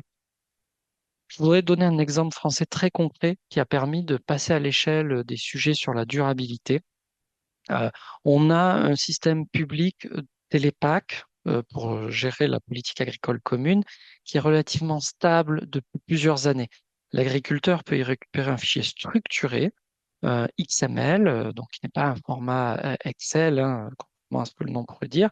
C'est pas un PDF non plus. Même si c'est pas parfait, c'est suffisamment stable, structuré pour permettre à des acteurs privés de construire des outils simples, peu coûteux, qui permettent de traiter de la donnée à grande échelle. Avec ce type de données, combiné à d'autres référentiels, que ce soit des données publiques, des outils privés, on a pu passer d'un outil qui analysait, qui échantillonnait simplement racine carrée des producteurs français pour la durabilité, on a pu passer à aujourd'hui plus de 100 000 agriculteurs dont la donnée est traitée, analysée pour la durabilité, sans avoir besoin d'augmenter les dépenses de personnel et le temps pour les coopératives pour traiter cette donnée, ce qui est essentiel pour passer à l'échelle. Le coût dans ce type de système, ça peut être de quelques centimes d'euros à quelques euros par exploitation, alors que le gain peut être de plusieurs heures par agriculteur de travail évité. Et dans certains cas, ouvrir l'accès à une rémunération plus supérieure, notamment par exemple pour des nouveaux marchés comme les agrocarburants en combinaison avec ou l'agroénergie en combinaison dans la rotation. Donc c'est là que le secteur privé peut aider à combler des data gaps. C'est pas seulement en collectant plus de données, mais c'est en transformant une donnée existante à des données terrain en services opérationnels qui sécurisent les processus de production. Donc en conclusion, hein, les systèmes de données fonctionnent lorsqu'ils sont réutilisables, interopérables, utiles pour les agriculteurs et suffisamment simples pour être déployés à grande échelle. Le rôle du CFS, je pense, de la vision du secteur privé, peut être très important pour encourager cette approche des cadres publics solides, des principes de gouvernance clairs, mais aussi une attention très concrète à la mise en œuvre terrain, aux incitations économiques et à la valeur réellement créée pour les agriculteurs. Thank you. Merci à tous. Thank you very much, Anaël Bibar, for sharing a perspective from the private sector. And last but not least, I'm delighted to move to my colleague in the room. Representing the CGIAR here is Ms. Elisabetta Gotor, who is the Principal Scientist and Program Leader in Policy, Inclusion and Social Economic Analysis for Impact and Learning from the Alliance of Biodiversity International and CIAT. You have the floor. Thank you. Another long title. Thank you. Good afternoon, distinguished guests, colleagues, and friends. It's a pleasure to join you today to discuss an issue that is fundamental, in my opinion, to achieve food security and nutrition. And I'm talking here to you here wearing my hat of agricultural economist, working on modeling and impact assessment, so using data. And since my beginning, wondering what are the gaps we need to fill and how. In fact, in my opinion here, the key question is not only where these data gaps are. Data gaps are infinite, but is really understand which data gaps matter most for improving food security and nutritional outcomes. I'm bringing here my perspectives from the Alliance of Biodiversity International and CIAT, one of the CGIAR centers, so conducting research for development. In my opinion here, we have three ways to assess priorities in data gaps we should take into account. First, we need to measure what matters by rebalancing our measurements across all dimensions of food security and nutrition. So the key question is what is really matter in measuring food security and nutrition. Historically, we have invested heavily in measuring food productions and to some extent food access. However, we still know far less about nutrition, diet quality, food utilizations, biodiversity, resilience, and the stability of food security over time. For example, we often know whether households have enough calories, but not whether they have access to affordable, diverse, and nutritious diets throughout the years. Likewise, our understanding of how climate shock, economic crises, and conflicts affect food security over time remain limited. Without addressing this gap, our policies will continue to be based on only part of the pictures, without taking into account the full spectrums and transitions of food security. The second point I would like to bring to your attention is that we need to include who matters by making vulnerable population visible. Food security, in fact, is not experienced equally. Nearly 2.6 billion people still cannot afford unhealthy diets, the majority of them living in low and middle income countries. Women, youth, Indigenous people, small-scale food producers, displaced populations, and people living in fragile contexts often face multiple and overlapping vulnerabilities that national average simply do not capture. This is why disaggregated data are essential, but not only by sex and age. We really need to look at the livelihood, at the geography, at the socioeconomic conditions across populations. Equally important is recognizing that evidence goes beyond numbers. And here is an economist saying it. Research institutes, governments, farmers' organizations, indigenous people, civil society, and the private sector each contribute different forms of knowledge. Multi-stakeholder process enable us to combine scientific evidence with local and traditional knowledge, producing information that is both credible and relevant for policy, while providing a more complete understanding of why some groups remain food insecurity despite overall progress. My third point is that we need to use evidence where it matters to inform decision-making. Many countries already collect significant amount of information, but too often these data sets remain fragmented across institutions, are collected using different methodologies, or become available too late to support timely policy responses. And we had my colleagues here that have already addressed this problem. Rather than focusing only on producing more data, we should strengthen data governance, interoperability, and national analytical capacity so that existing evidence can be translated into effective actions. Let me give you here a basic examples. Yield, that is a key indicators that we in agricultural economics collect, is often collected differently across institutions, across colleagues within the same institution, so the interoperability of this data become impossible. Yes, this also requires stronger collaboration among governments, research institutions, UN agency, civil society, the private sector, and local communities to ensure that evidence responds to policy needs while respecting country ownership. Multi-stakeholder collaboration is not simply a way to improve data collections. It is essential for building trust, ensuring legitimacy, and translating knowledge into practice that are more inclusive and more effective. Allow me to conclude here with one final point. Closing food security and nutrition data gaps is not simply a technical exercise. It is about enabling better decisions. When we improve the quality, inclusiveness, and use of data, and when we bring together different knowledge systems through inclusive multi-stakeholder process, we strengthen our ability to target intervention, monitor progress, anticipate crises, and ultimately ensure that no one is left behind. Thank you. Thank you very much. And with that, I'd like to ask a collective round of applause for our second panel. Thank you very much to all of you, the three speakers online. Thank you. And we now have maybe one or two questions. We're a little bit behind time, but I think we can again have two questions. Any questions from the floor? Our online colleagues. Oh, we have one here in the front. Please go ahead. Please introduce yourself.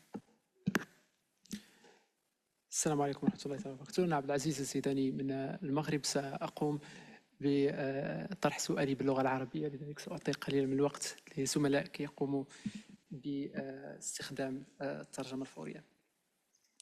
سيدتي الرئيسة، يتقدم وفد بلادي بالشكر الجزيل للسيد أنس نابلسي رئيس لجنة الأمن الغذائي وإلى المتحدثين الموقرين على عروضهم القيمة وما قدموه من رؤى مفيدة. لقد أبرزت مناقشات اليوم اتساع نطاق فجوات البيانات عبر مختلف أبعاد الأمن الغذائي والتغذية، ومن وجهة نظرنا لا يزال أحد أبرز التحديات يتمثل في محدودية قدرة العديد من البلدان النامية على إنتاج بيانات آنية ومفصلة، لا سيما في مجالات قدرة النظم الغذائية على الصمود والتغذية وسبل العيش في المناطق الريفية. ويتطلب سد هذه الفجوات استثمارات مستدامة في النظم الإحصائية الوطنية وتعزيز القدرات التقنية ودعم أطر حوكمة البيانات التي تقودها وتملكها الدول على المستوى الوطني. وفي هذا السياق يود وفد بلادي أن يطرح السؤال التالي: في ظل تنوع السياقات الوطنية، تعدد التجارب واختلافها، تفاوت القدرات، ما هي الإجراءات العملية التي يمكن للجنة الأمن الغذائي العالمي وشركائها اتخاذها لدعم البلدان النامية في تحديد ومعالجة أهم الفجوات فيما يخص البيانات المتعلقة بالأمن الغذائي والتغذية بشكل يتناسب مع سياقاتها، مع الأخذ بعين الاعتبار تجنب ازدواجية متطلبات الإبلاغ وتعزيز الملكية الوطنية لنظم البيانات. وأختم بالقول أننا نرى بأن لجنة الأمن الغذائي تؤدي دورا هاما باعتبارها منصة شاملة لتعزيز الحوار وتبادل أفضل الممارسات وتشجيع التقارب في المنهجيات حيثما كان ذلك مناسبا، ودعم تنسيق أقوى بين مختلف الجهات الفاعلة العاملة، وهو ما يتجلى بوضوح في التنوع الكبير للخبرات والجهات الممثلة في حلقة نقاش اليوم. ونشكركم. Thank you very much for your question. It's open to any one of the panelists, this question about what practical solutions can we offer to support filling data gaps at the national level? Practically, what can be done? Any of the panelists wants to take that? Anyone online, just jump in, any of the panelists online, if you'd like to take this question.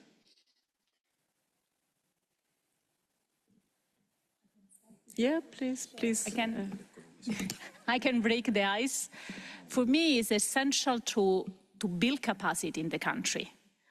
So is understanding together with the national research systems, with the extensionists, with the Ministry of Agriculture, the experts, what are the needs? Because I think the gap can only be filled by the country itself. So for me, working in the country, with the country, co-developing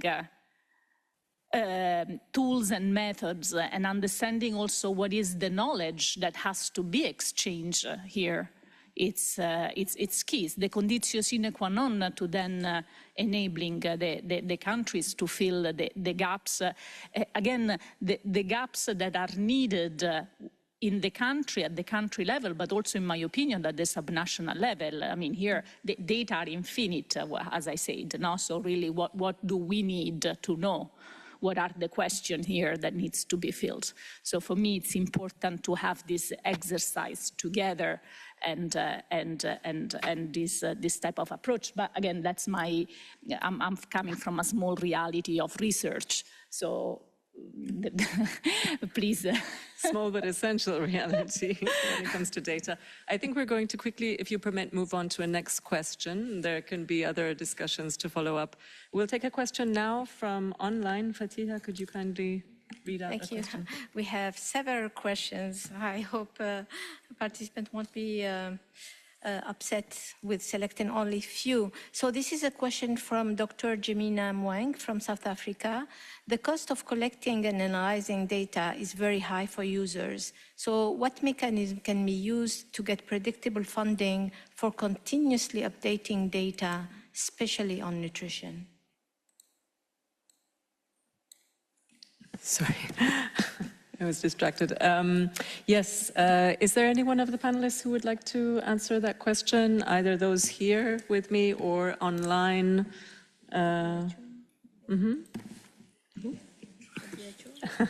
Or WHO might be well positioned to answer that question. If not, we have the CGIAR again ready. Elisabetta, would you like to tackle that question? Again, I can try to give my experience here as someone that has worked a lot on ex post assessment and modeling as well. In my opinion, it's true, collecting data is extremely expensive, and there is the anxiety of collecting everything everywhere. In my opinion, we really need to understand what are the key indicators we want to impact in the future. So having a sort of projection of benefits type of exercise, long-term modeling that can guide our monitoring framework, because here the question is also what are you monitoring and how you are monitoring. So this can start guiding you in understanding what I was saying, what matters, who is matters, and for what. A question I'm very much interested on is how foresight analysis, projection of benefits analysis can inform monitoring for an effective assessment of nutritional food security outcomes that at the very end we want to measure. Great, thank you very much, very clear. Of course, each of these questions can be discussed for hours. Absolutely. This is just a short answer. We will allow one more question from online because we've had several questions and it wouldn't be fair, but let's try and be as brief as possible. Thank you. Merci beaucoup, Madame la modératrice. Ça, c'est une question de Madame Souad Mahmoud. Comment les communautés paysannes, les pêcheurs artisanaux et les femmes rurales peuvent-ils devenir des coproducteurs des systèmes de données plutôt que de simples objets de collecte statistique? This reminds me of what Carlo said about agency in his intervention. So please, if you'd like to answer, you're welcome, or any of the panelists, this question. Please, Carlo.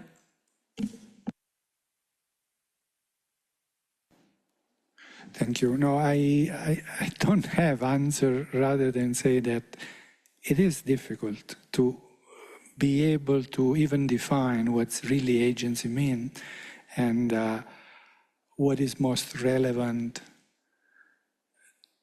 to guide policy. And yeah, I concur with the fact that the best way of making our combined effort more effective is to create the capacity in interpreting the information that is already there before adding more information.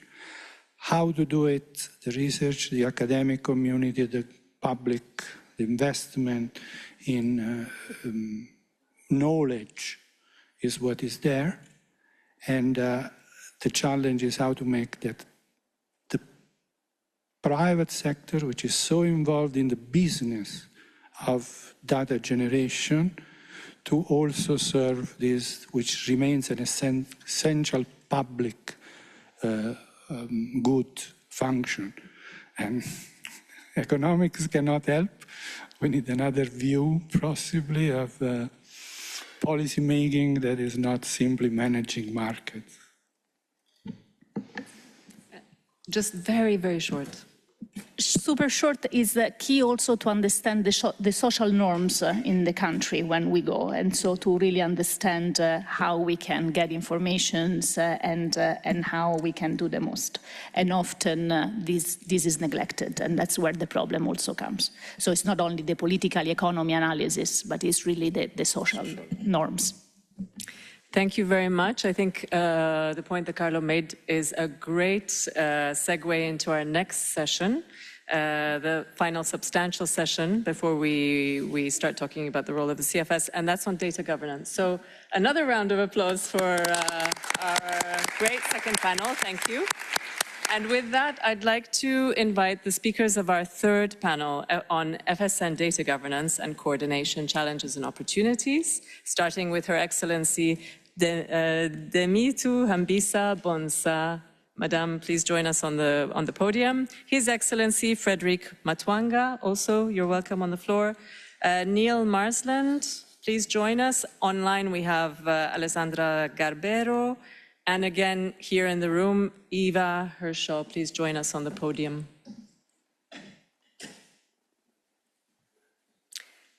In order, maybe, please join us on the podium.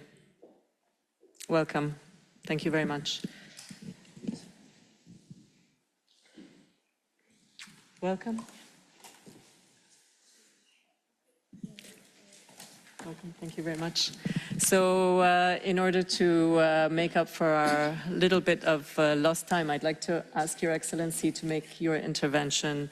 You have the floor. Your Excellency, Professor Anas Al-Nabus, Chairperson of CFS, Excellencies, distinguished guests, and all participants. First of all, I would like to thank the Food Security and Nutrition Secretariat Office for giving me the opportunity to share Ethiopia's experience on food security and nutrition, data governance, coordination challenges, and emerging opportunities. Ethiopia's current approach to food security and nutrition data governance is undertaking a strategic shift toward an integrated digital and multi-sectoral data governance framework to overcome historical policy silos. Under Vision 2030, transforming Ethiopia's food systems, the country is harmonizing data ecosystems across major institutions, particularly the Ministry of Agriculture and the Ministry of Health. This transformation aims to move national operations from fragmented emergency response toward a resilient, evidence-based data infrastructure. For the first time, agricultural productivity indicators are systematically linked with public health and nutrition outcomes.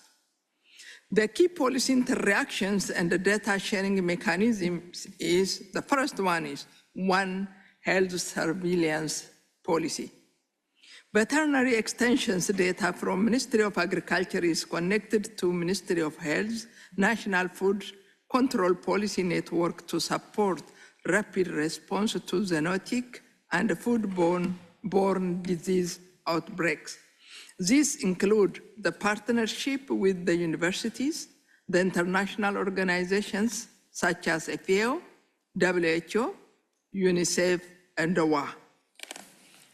Automated alerts on microbiological contamination in livestock and flour mills flow directly from Ministry of Agriculture laboratories to Ministry of Health consumer health dashboards.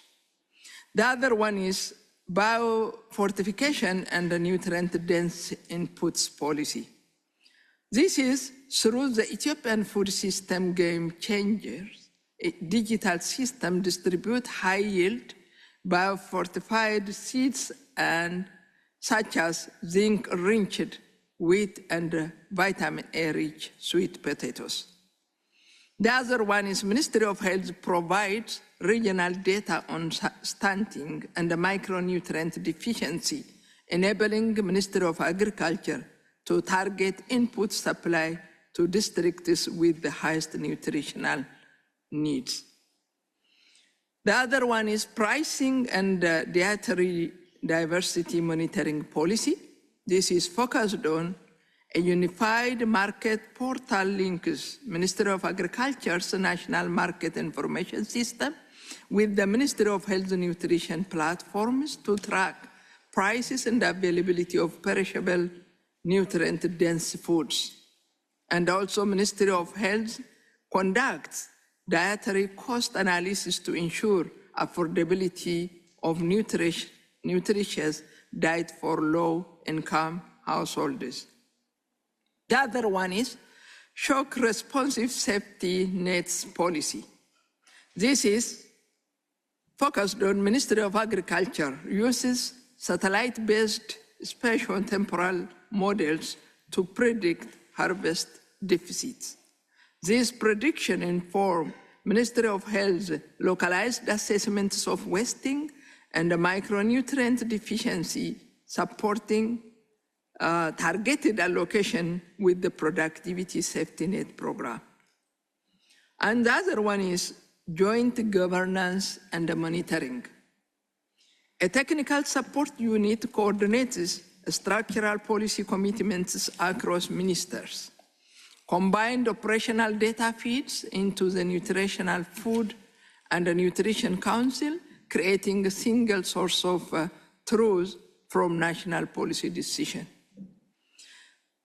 The core challenges in food security and nutrition data governance is, the first one is the data gaps and the limited digitalization.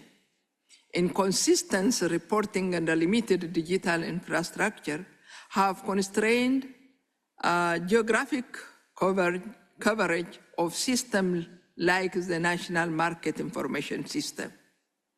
And also capacity constraints in real-time data management, analysis, and the digital infrastructure, particularly at subnational levels due to technological and logistical constraints. Insufficient protection and governance for sensitive data, including privacy and data ownership issues. The other one is fragmented risk mitigation system. This is historical gaps and systematic data collection on climate shocks, droughts, floods, locusts have hindered timely, targeted interventions for vulnerable populations.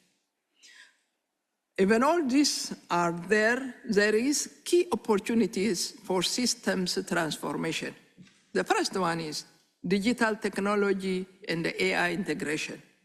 Ethiopia is rapidly expanding its digital and AI capabilities through institutions such as the Ethiopian Artificial Intelligence Institute, the 5 Million Ethiopian Coders Initiative suppressed its target into 2024 significantly, strengthening the national digital literacy and AI readiness.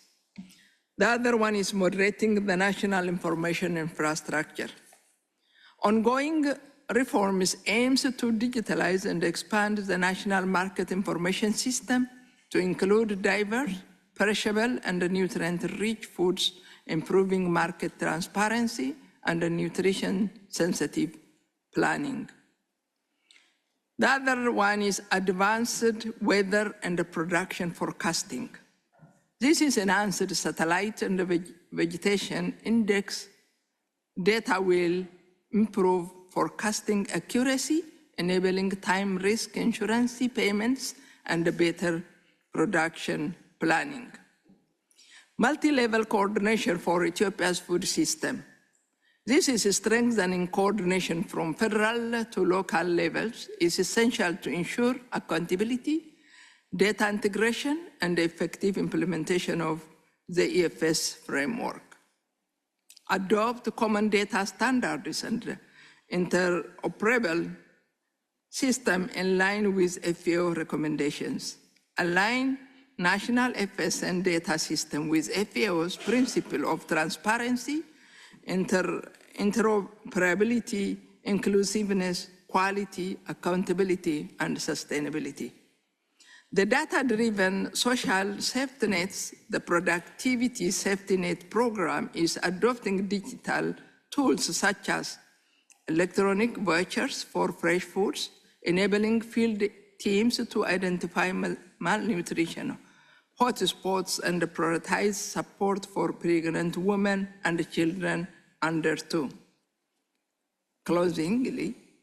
In closing, Ethiopia's journey in close collaboration with international communities in general and with FAO in particular demonstrates that integrated data governance is not only possible, but essential for building resilient, nutrition-sensitive food system.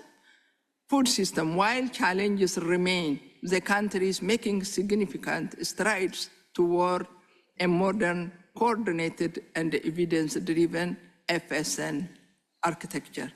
I thank you. Thank you very much, Your Excellency. It's really fascinating to see the institutional changes that are happening in response to these new technologies that are coming in a country like Ethiopia. Thank you for your intervention. Staying in East Africa now, I'd like to give the floor to His Excellency Frederick Matwanga, Ambassador and Permanent Representative of Kenya. Thank you. Thank you, Madam Moderator. First of all, let me appreciate the chair of CFS and the entire team for putting together this event and for inviting me to share Kenya's experience and perspectives on this very important subject, in particular the theme on FSN data governance and coordination, looking at challenges and opportunities. I hope I'll be very brief, I will.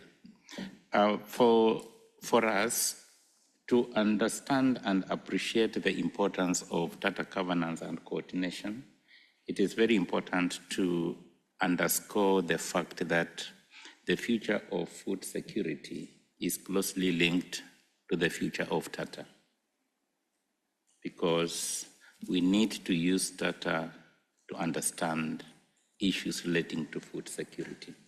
And for the Kenya government, we understand this very profoundly. As a result of this understanding, the government is building a holistic ecosystem where data works for all the people, especially the smallholder farmers, who are the backbone of our food production. And to go straight to the issue of data governance and coordination, our approach or our strategy on this issue is anchored on three main pillars which are closely interrelated. First is establishing trust through robust data protection. Second is achieving institutional alignment through centralized coordination. And third is balancing country ownership with regional integration. These pillars reflect the challenge and opportunities in information and data gaps. Let me just briefly elaborate on each one of them to understand where we are coming from. On the issue of building trust and achieving institutional alignment, we realize that the greatest challenge in data governance is trust. Farmers will not easily share their data if they fear exploitation or exclusion at the end of it. I saw the panelist from France who said the question normally is, the farmers are asked, so what do you get when you give your data? It brings out the issue of trust and the co-benefit of providing data. In our case, to address this, we have enacted the Data Protection Act and introduced the Kenya Agricultural Data Information and Digital Policy. These frameworks establish clear data sovereignty and ownership rights, ensuring that smallholders are protected. And when you talk about policies and regulatory frameworks in this case, we are not talking about bureaucracy. We are talking about what is the bedrock of trust. How do you build trust among the smallholder farmers whose data we want to use every now and then? Moving forward, we realize that trust alone is insufficient without proper coordination. A fragmented system where research institutions, cooperatives, private enterprises operate in silos undermines effectiveness. To overcome this, we have institutionalized the Kenya Agricultural Digital Information Center that serves as a single national repository and coordination hub for agricultural data. It integrates information from the public sector, rural cooperatives, and the private platforms, and make sure that this data is well managed, shared in a fair way, and privacy issues are well taken care of, both to ensure coordination and also building trust.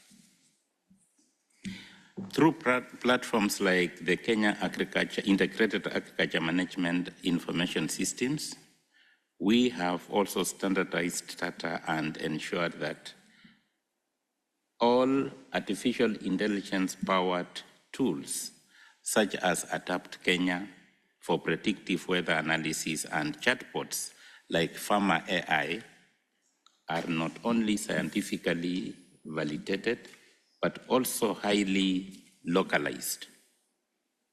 This coordination ensures that farmers, even in the far remote regions of the country, receives advice that is relevant, timely, and verified. And when farmers receive this kind of information, they appreciate why they have to provide data. On the issue of balancing country ownership and global integration, we realize that country ownership is critical in data governance because just like individual farmers, countries are also not very free to provide information.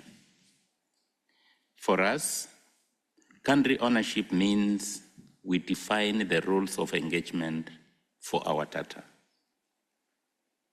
It means our farmers' information is safeguarded and used primarily for their benefit. This is normally considered as not negotiable because protecting the farmers is protecting the country. However, country ownership does not mean isolation. It does not mean working as a standalone country. We face tremendous opportunities in regional and international trade, and that is why we cannot stand in isolation.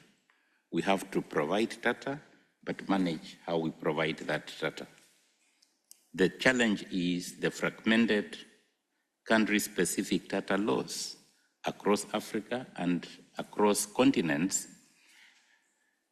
that have historically limited the growth of agri-commerce. And for Kenya, we are strategically addressing this by aligning our frameworks with the African Continental Free Trade Area digital trade protocols. We are also working with cross-border data frameworks guided by the Data Protection Commissioner's guidance notes to ensure that agribusinesses and logistics providers can operate transparently. We are harmonizing standards for sanitary and phytosanitary certificates across regional bodies like ICAD, like COMESA, and the others within Africa, so that we avoid delays and minimize food spoilage and protect our high-value export lines for tea, coffee, flowers, and other horticultural products. By blending robust governance with strategic coordination, we are creating a system where data becomes a tool for empowerment. When a farmer, when a country can manage its data, and then it becomes a tool for empowerment. We are democratizing agricultural extension services through artificial intelligence chatbots that operate in local languages, ensuring that even the most remote farmers can access the information. Because quite often, information is given, but the feedback comes in forms or ways that many farmers cannot even understand. So in this case, artificial powered platforms, now we are using local languages like Swahili, even the Sheng, and also using modes like WhatsApp, SMS, which can reach as farmers as far remote areas of the country. Our experience shows that effective FSN data governance is not a technical problem alone. It is a governance challenge. It requires respecting the farmer, aligning our institutions, and having the courage to open our markets while protecting our people. I think this gives a glimpse of how Kenya is approaching the FSN data governance and coordination. And as I said, in all the challenges, whatever challenge we see, it also provides an opportunity. And that is what we are doing. And in conclusion, I would like to say that Kenya is ready to learn from our peers and share our experience in this area. And we invite you to join us in building a future where data drives food security and food security drives prosperity for all. Thank you. Thank you very much, Your Excellency. The experience of Kenya is new to me, and it's incredibly impressive. Really, congratulations for this very holistic view, putting in place policies, but also infrastructure, always putting the smallholders at the center. It's very impressive, and I'd be very delighted to hear your reflections on the role of the CFS. On top of, you spoke about the national, you spoke about the regional coordination, but what role do we see for the CFS? So thank you very much. I'd like to now move on to Neil Marsland, who is the Data and Evidence Team Co-Lead at the Office of Emergencies and Resilience at FAO. You have the floor. Thank you. Thank you very much. I'd just like to spend a few minutes talking about the emergency food security data governance environment post 2025, which was a watershed year for those of us working in emergencies. Just a little bit of a background. Before 2025, in the olden days, as we might say at this point, there used to be a lot less, there was not a lot of collaboration between agencies on, I'm talking about international agencies in particular, on data collection and joint analysis and interoperability. We do have something called the Integrated Phase Classification, which is a body that tries to bring different agencies together around defined outcomes. But in terms of actually collecting data, there was not much collaboration. We had large-scale government surveys with large amounts of money. Good example of that is, for example, the Food Security and Nutrition Monitoring Survey in South Sudan, which costs every year $1 million. We also had large-scale surveys in the Sahel, which cost several $100,000. There was a lot of data being collected, but not shared, and quite a lot of overlap, I would say, in terms of data being collected by either government or international agencies.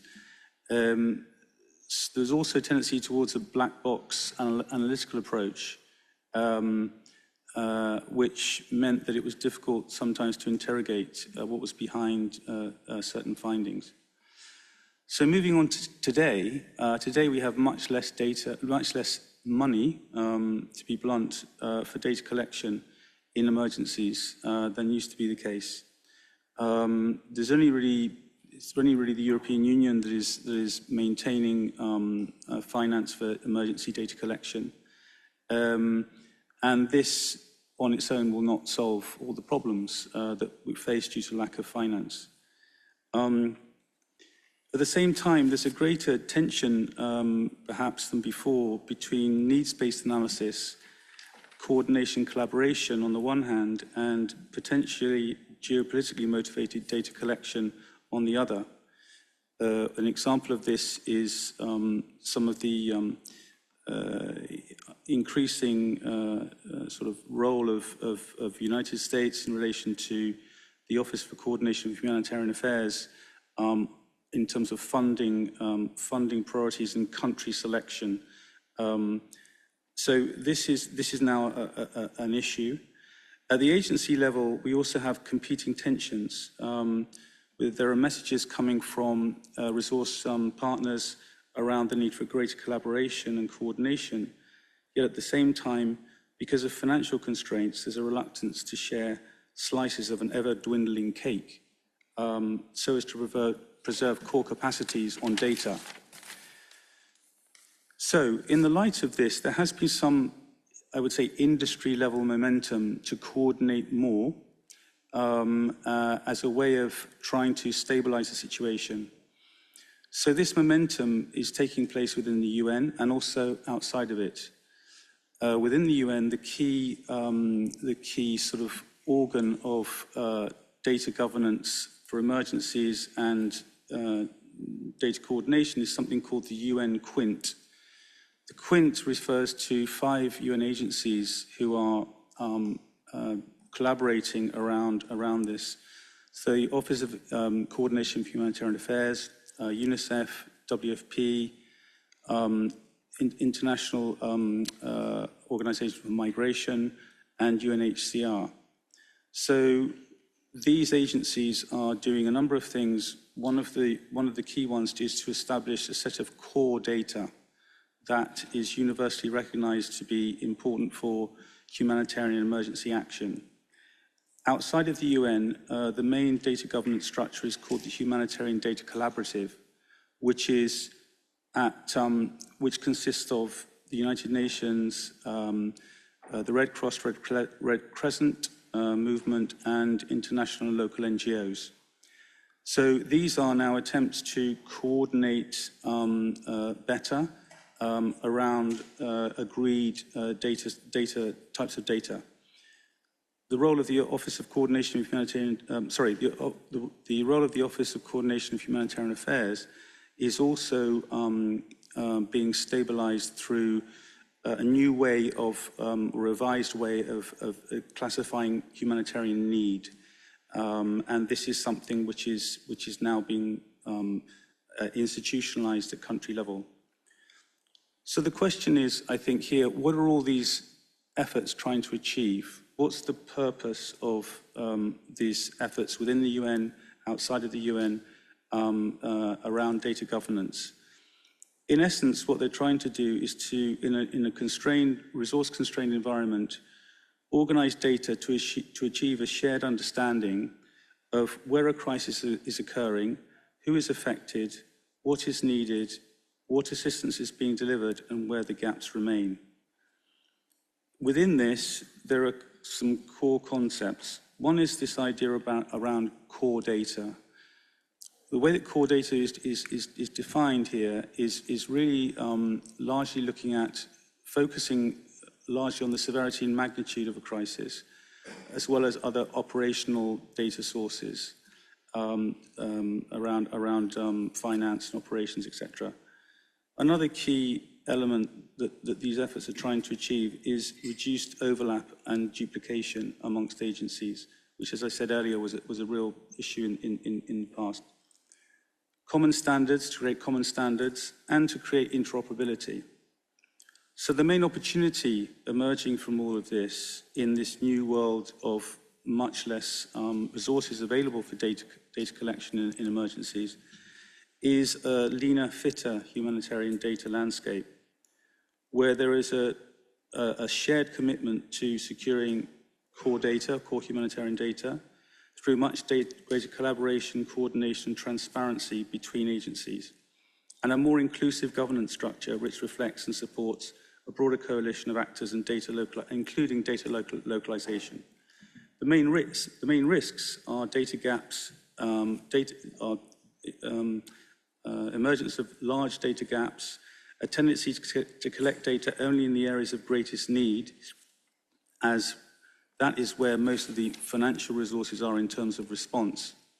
An excessive focus on outcomes, for example, an excessive focus on food security outcome indicators, mortality numbers, without proper analysis of causes, and therefore weaker diagnosis of possible solutions.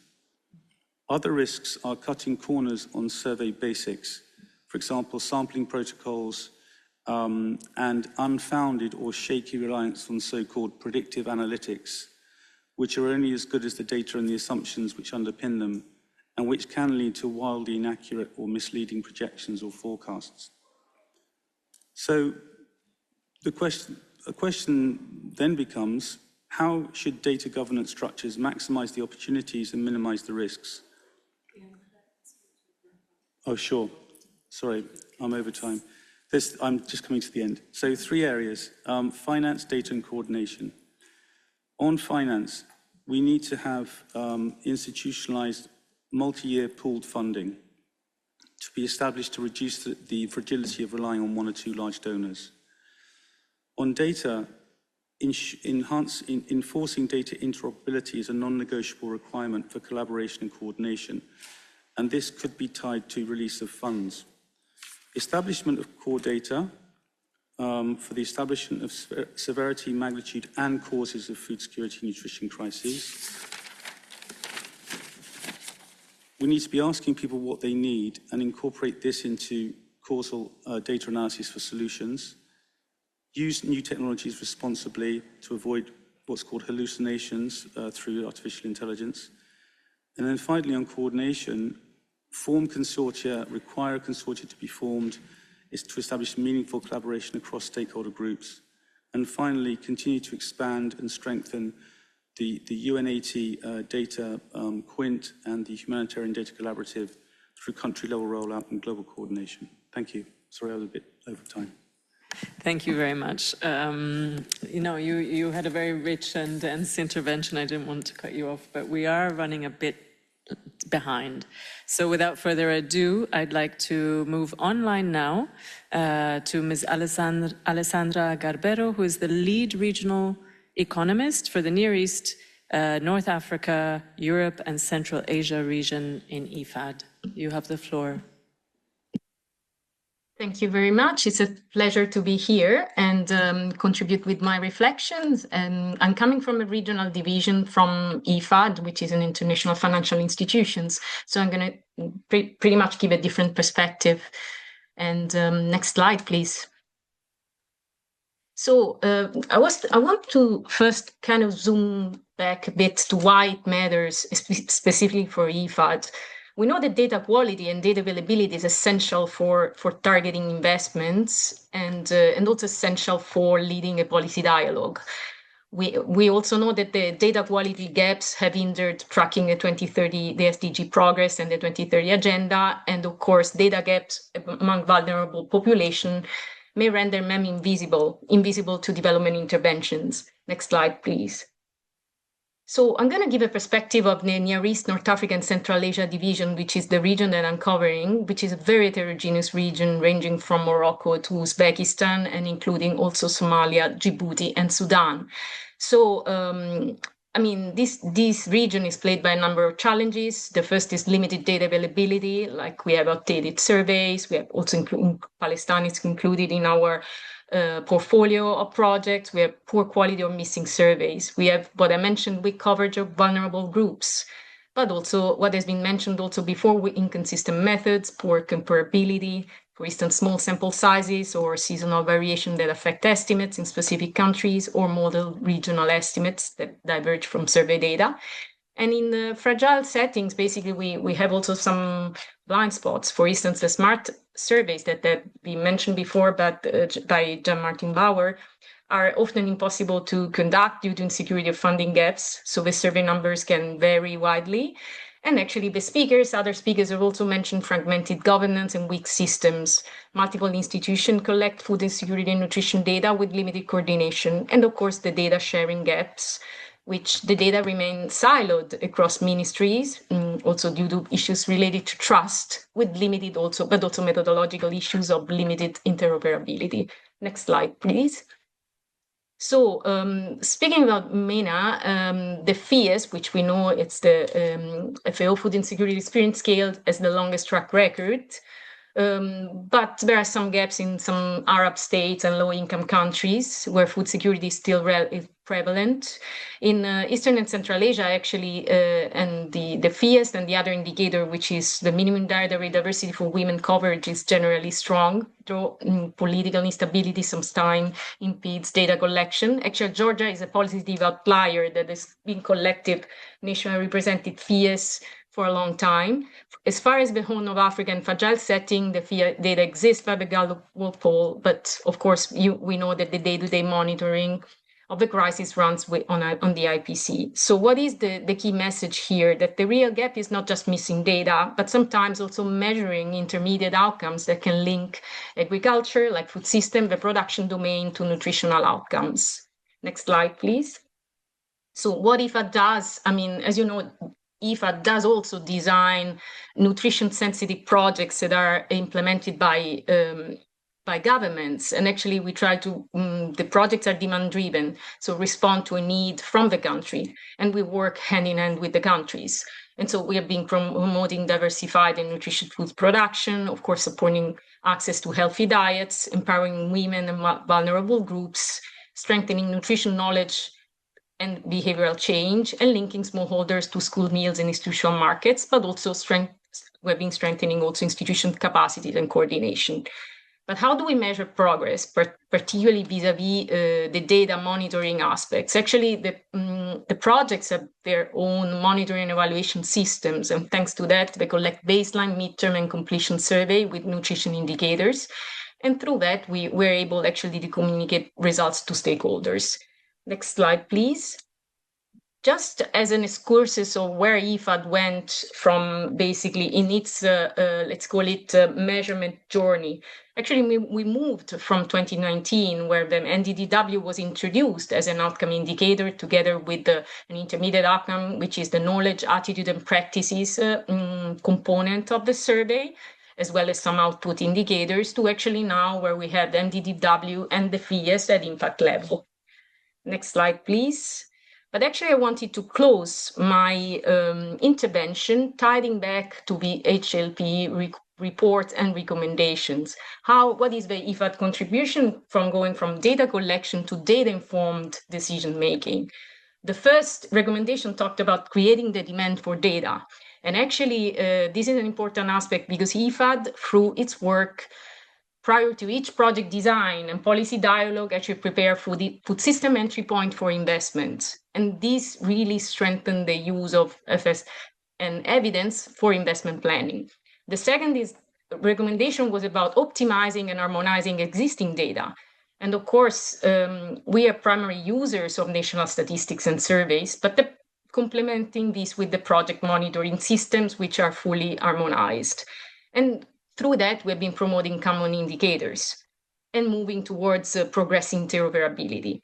We have been investing in capacity, but also infrastructure. IFAD has a strong digitalization agenda, and also we've been strengthening M&E system and capacity in countries. We've been also supporting a multi-stakeholder platform, and so responding to the fourth recommendation, which is to improve data governance and inclusiveness, and basically by contributing to policy dialogue through the results of our projects. And last, relative to the last recommendation, which is to sustain investment in data system, thanks to the budget which is within project, we have been investing in baseline studies, midterm completion surveying, and the monitoring system to build an adequate infrastructure for evidence for decision-making in this domain. With this, I would like to thank you very much, and I close my intervention. Thank you very much, Ms. Garbero. And without further ado, we come back to the room, and we're glad to be joined by Ms. Eva Hershaw, who is the Data and Land Monitoring Lead of the International Land Coalition. You have the floor. Thank you. Now, it's my pleasure to be here today on behalf of the International Land Coalition and with all of you. We're a broad, diverse, member-led alliance that works to advance land rights to end poverty and protect the planet. And speaking here today, we as ILC represent 322 members across 86 countries. So I want to build on what's already been said and be brief if I can, going beyond these data gaps, which we've recognized also that there's an abundance of data and that not always are we seeing the right data at the right time in the right spaces. From ILC's work on data, it of course is a problem when there is not any data, when data doesn't exist, but it's also a problem when we have data that's not making visible the people that it represents. So when it can't be disaggregated to see specific populations, when it's not accessible. Often, and others mention this, those that are represented by the data don't own, and often they don't generate that data. We do know that community-generated citizen data exists, and these are often not connected to formal data systems. So at ILC, we focus on land data, but this is of course closely related to food security and nutrition. Whether a family has secure access to land, of course, determines how it invests in that land, how they diversify their diet and their produce, and ultimately how they can withstand a shock without falling into hunger. So at ILC, we work together with our members, pastoralists, farmers, women, Indigenous people, and rural youth, among others, to generate, use, and mobilize land data that speaks to risk for food security, or insecurity rather. I want to ground some of that in the numbers that we've generated together with our members. So starting with a basic building block in many countries, does a national registry of family farmers exist? We looked at that question with farmers' organizations across 13 countries in Africa, Asia, Latin America, and the EMENA region, and in 2/3 of them, the answer was no. So without a registry of family farmers, these farmers are at risk of being invisible to the systems that allocate land, credit, and social protection. This is exactly the kind of gap that ILC sees in land governance every day, that farmers are holding land, people, land users, rights holders are holding land, they're stewarding that land, but they don't appear or not sufficiently in the data sets that are driving policies and investments. We also asked organizations and farmers and organizations representing family farmers across 14 countries if updated data on family farming was made available by the state. And here too, 55 organizations responded and nearly 1/2 said no. There was no updating family farming data made available to them, and another quarter said they didn't know. And that means that over nearly 75% of these family farmers organizations that the representatives either don't have access to this data or they're unaware that it exists at all. So this is a clear data gap too. Even where governments may be collecting information, it isn't reaching or not effectively the very people that it's meant to serve.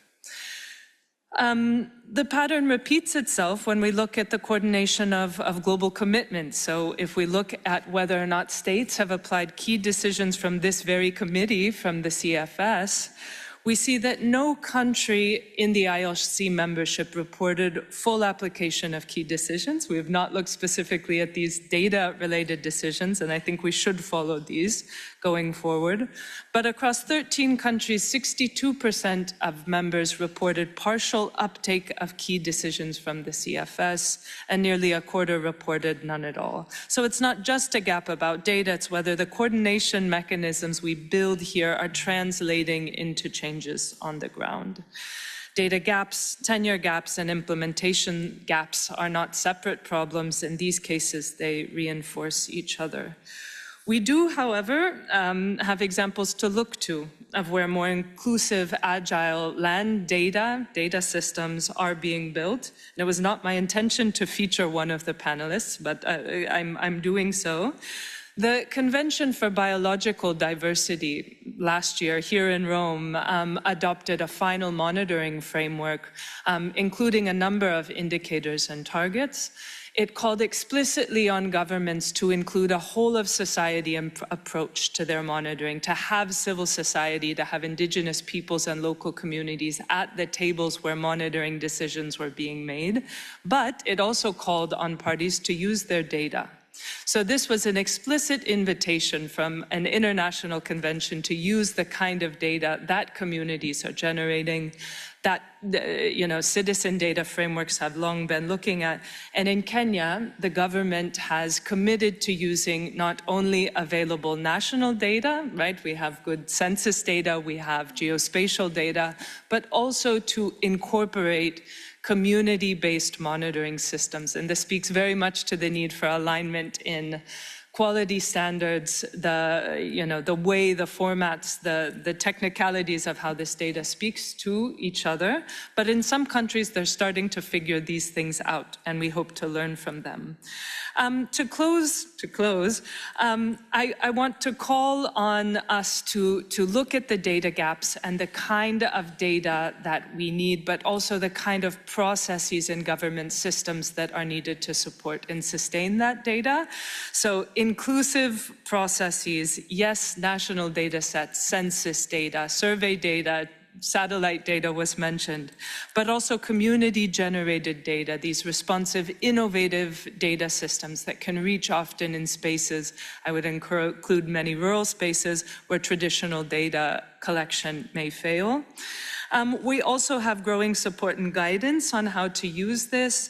The UNSD Collaborative on Citizen Data is producing a framework and guidelines showing governments and non-traditional data producers how to work together better.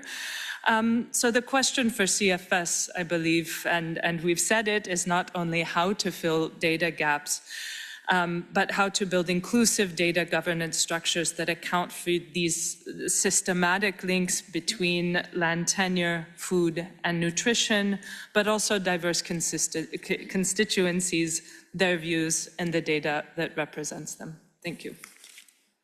Thank you very much. For also linking to the role of the CFS. Before giving the floor to our last speaker who is online and introducing her, I just wanted to say that you may have noticed we're about 15 minutes over time. So what I propose to do is to merge the Q&A of this section on governance with actually the next section, which is on the role of CFS. I think they can merge quite easily, as you just mentioned, the role of the CFS, which is so much related to governance. So in order to save a bit of time, we're going to merge the open discussion on governance and on the role of CFS. But I will now turn to our colleague online from the Civil Society and Indigenous Peoples mechanism for the last intervention of this panel. Ms. Tekina Tai-Peli, you have the floor.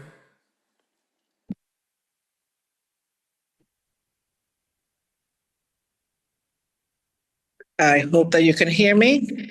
We can. All right, thank you. And Taiwai, ituno kena itiaono, tirika taipeli, kena dakaboriken taino. Good day, sisters and brothers. My name is Taipeli, and I am a Boriken Taino, which you may know as Puerto Rico. And I am currently residing in the United States and presently at the 19th session of the Expert Mechanism on the Rights of Indigenous Peoples. I want to share with you an Indigenous reality and perspective on data sovereignty and governance and the rights of Indigenous peoples. This past April, I attended the second Indigenous Peoples Data Sovereignty and Governance Summit, which was hosted by the University of Arizona. And while in the essence of time, I cannot be inclusive on all the issues that we as Indigenous peoples are encountering when it comes to data sovereignty and governance, I would like to highlight areas that are of extreme and urgent importance. I will also share with you areas for possible solutions as Indigenous peoples and about actions that can assist us in ensuring that our rights are protected, including the empowerment and education of our own Indigenous peoples. We must protect and understand the ramifications of artificial intelligence, data extraction, digitalization, the impact to our water resources and other natural resources, including our Indigenous lands and territories. We must be proactive in preparation for the tsunami. I'm an islander, that all of these can have for us if we do not take measures of prevention.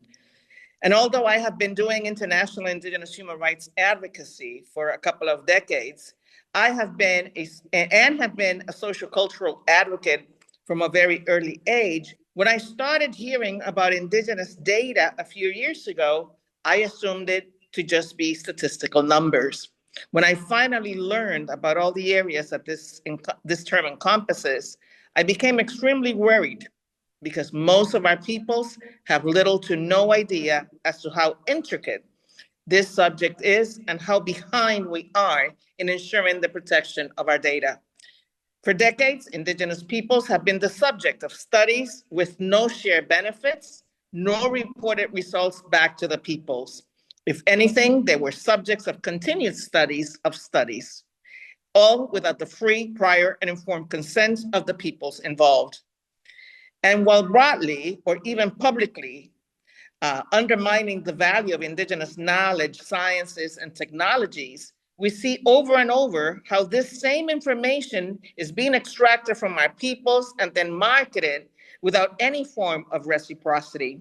Our traditional medicines, our farming systems, including growing healthy crops without the use of pesticides, for example, our irrigation technologies, our spiritual practices, beadworks, and other art forms and ceremonies, our songs, biopiracy are just a handful of examples of areas that have been targeted for data extraction. Currently, in the United States, we're reading about the number of non-Indigenous communities that are establishing local policy to ensure that no data centers are established in their communities. Interestingly, what we are not reading about are the many Indigenous communities that are already facing the impacts of data centers in or near their ancestral lands and territories, and how many are already experiencing water shortages. This is not just happening in the United States, but in other countries in Latin America, as well as in other parts of the world. Nito kakuhu, water is life. Indigenous peoples are already enduring the impacts of environmental violence and environmental racism as it is. And diverting the limited water resources to these data centers is not only detrimental to human life, but to our flora, fauna, our agriculture, and it has a tremendous, unfathomable impact on the economic, social, and cultural aspects for Indigenous peoples. It is a menace to our ways of life, sustainability, and cultural preservation. During the summit, we identified the need for education, utilizing layman terms so that the youth and elders understand the meaning of data sovereignty and governance, what it entails and how to establish protocols specific to the Indigenous peoples. Community capacity building and train-the-trainer sessions on targets, data collection methods, measure techniques and indicators, integrating intersectionality, education, economics, and research, fostering intergenerational dialogue. The elders have the gift of knowing our ways. Our youth is more comfortable in using modern technology. The elders have the stories and the knowledge, and the youth and the young adults possess the know-hows, are computer savvy, and can be creative with data technology. Fostering partnerships, including those with other Indigenous peoples who have established protocols for their data sovereignty and can bring insight based on their experiences. Indigenous peoples and communities creating their own small data centers and iClouds was one of the suggestions. And because time is running out, I will stress on the most important one, in my opinion, creating protocols and frameworks utilizing a rights-based approach as the foundation. The United Nations Declaration on the Rights of Indigenous Peoples represents the minimum standards. We shall not accept anything that goes below those minimum standards. We need to encourage and foster free, prior, and informed consent protocols based on the decisions made by the Indigenous peoples themselves. Whether it is artificial intelligence, data extraction, digitalization, and or anything that affects Indigenous peoples must be done with the consent of the particular Indigenous peoples. I remind all of you that consultation is the means to obtain consent. A consultation process without the exercise of free, prior, and informed consent is a violation of our rights. Indigenous data sovereignty and governance can only be achieved with the full respect and application of our rights. However, and as I always stress, if we don't understand what our rights are, there is no way we can defend them. I invite the member states to read the Special Rapporteur 2025 study on the recognition of Indigenous peoples, which underscores the negative effects of conflating Indigenous peoples with local communities. And I wanted to let the moderator know that we have had a sister from CSIPM that is also willing to take the floor and share an intervention. Hahom to everyone, and I hope that the rights of Indigenous peoples are on the forefront of the decisions made in this space. Hahom. Thank you very much, Ms. Pelly, for bringing a number of dimensions which are quite new for our debate and will certainly enrich our discussions on governance and on the role of the CFS. As I said, I'm going to merge the Q&A of this session with the discussion on the CFS because we're running out of time. So please join me in thanking all of our panelists in our third and final panel. You're invited to step down. If there are any questions for you, certainly we would count on your participation from the floor. And I'd like to ask the CFS chair to join me on the podium. Thank you very much. Thank you, all of you. So as I said, this is a merged session. You see that, of course, the role of governance of data can overlap a bit with the role of the CFS on that. We've heard, through the three panels, we've heard so many interesting interventions about the importance of the quality of the data, the breadth of the data. We just heard that land tenure data is food security and nutrition data. We heard that there is both at the same time a lot of data and not enough, depending on what data you're talking about. We heard about the importance of linking data to action, to policy, to decision-making. And in all of that, I think one thing that emerged very strongly is the need to share data. We heard about dwindling funding. We heard about the need of interoperability, the need for all this data to come together. But we also heard about the fact that sometimes there are not incentives to share. In fact, there are disincentives to share. There can be a lack of trust. There can be a sort of territorialization of an institution's mandate in order to access dwindling funds. So here we are, if I can, start our conversation in this way. On the one hand, we need to share data, and on the other hand, there are lots of challenges in doing that. We just heard about the concept of data sovereignty, the right to food, human rights. How does all of that play, and what role specifically might the CFS have in supporting an evolution of the governance of data for food security and nutrition that could actually support the realization of the right to food? We also heard in the chair's opening remarks about the past process of the CFS on data. We had Carlo Cafiero with us, who presented the HLP report several years ago and the policy recommendations. So in a certain sense, the CFS, I think we can say, was quite visionary to have this topic on the agenda already a couple of years ago. But we've also heard that with the evolution in the technologies, with AI, digital data, and so on, the landscape is changing fast, and the governance is not keeping up. And we heard that in another CFS event a couple of weeks ago, the high-level forum on AI. And so we really face a lot of challenges in this area. And with that, I'd like to open the floor to questions, comments, on governance of data, on the role of the CFS in enhancing collaborative governance. Yes, we already have someone from the floor. Please go ahead. Thank you, Madam Moderator. Good afternoon, everyone, Excellencies and distinguished guests.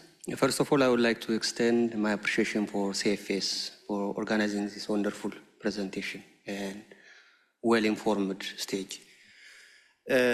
Madam Moderator, I have one brief question which will goes to the International Land Coalition. Madam, bear with me if I didn't properly listen, if you, briefed when you present. I think one challenge they faced, which is the family farmers are not willing to provide the data. So we are happy to listen from the International Land Coalition the reason why. Thank you. Thank you very much. A very clear question, and we have our colleague from the ILC just there. Please. You hear me, thank you. No, thanks for the question. And I think it really gets at the heart of something that also the ambassador from Kenya underlined, which is trust.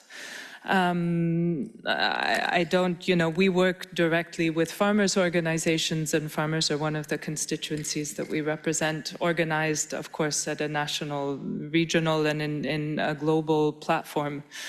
So I think certainly, we can understand some of the reasons why family farmers are hesitant to share certain data, what they consider to be sensitive, what, possibly not understanding the benefit of sharing that data and what they get back from it.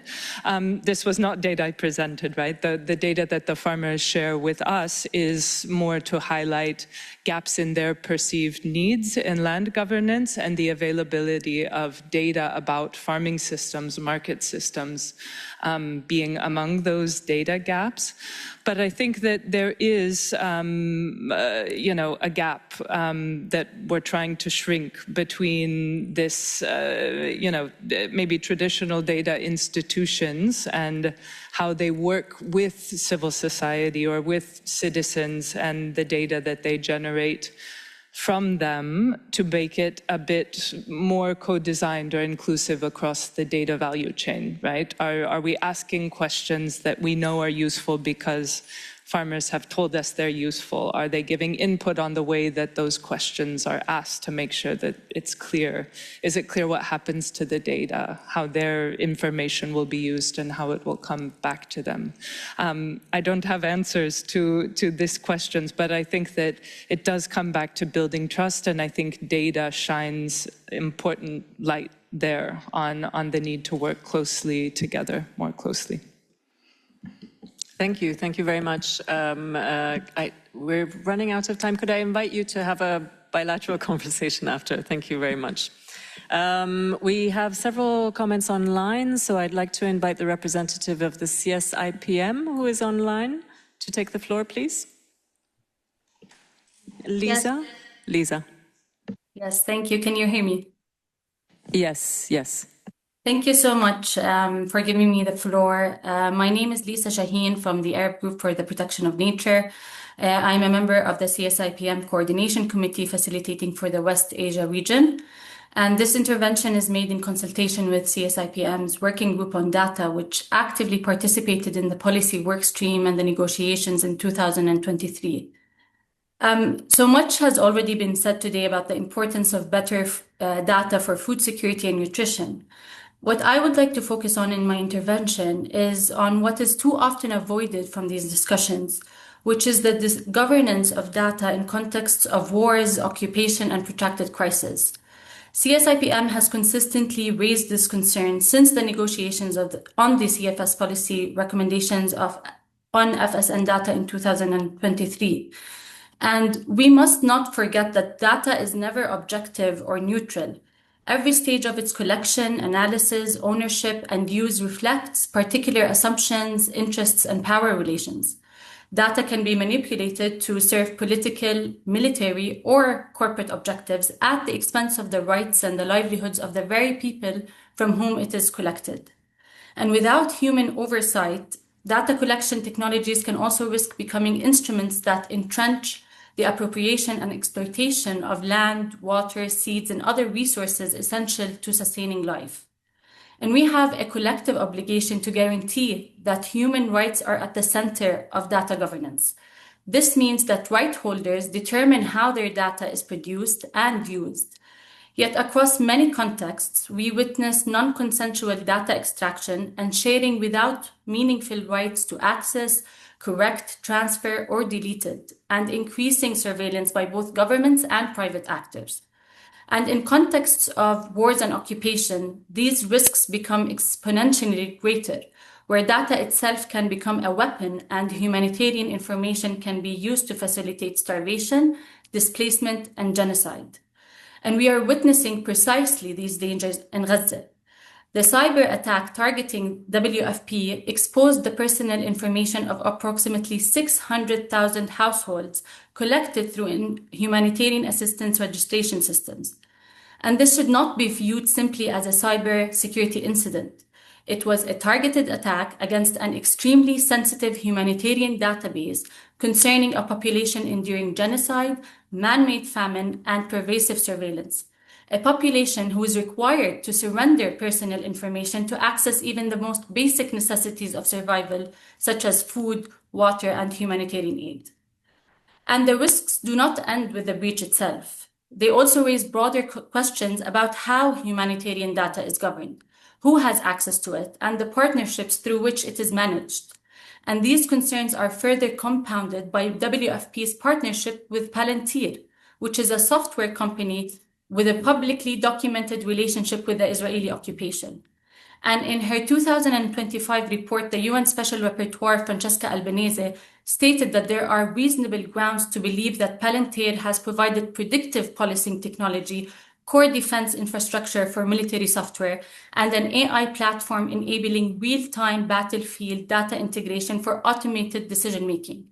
So against this backdrop, reports indicate that Palantir provides WFP's data platform which integrates humanitarian beneficiary data, raising profound concerns about the security and potential for weaponization of this data. And humanitarian organizations have an obligation to apply the highest possible standards of data protection and due diligence. And partnerships with entities complicit in facilitating serious violations of international law are incompatible with these obligations.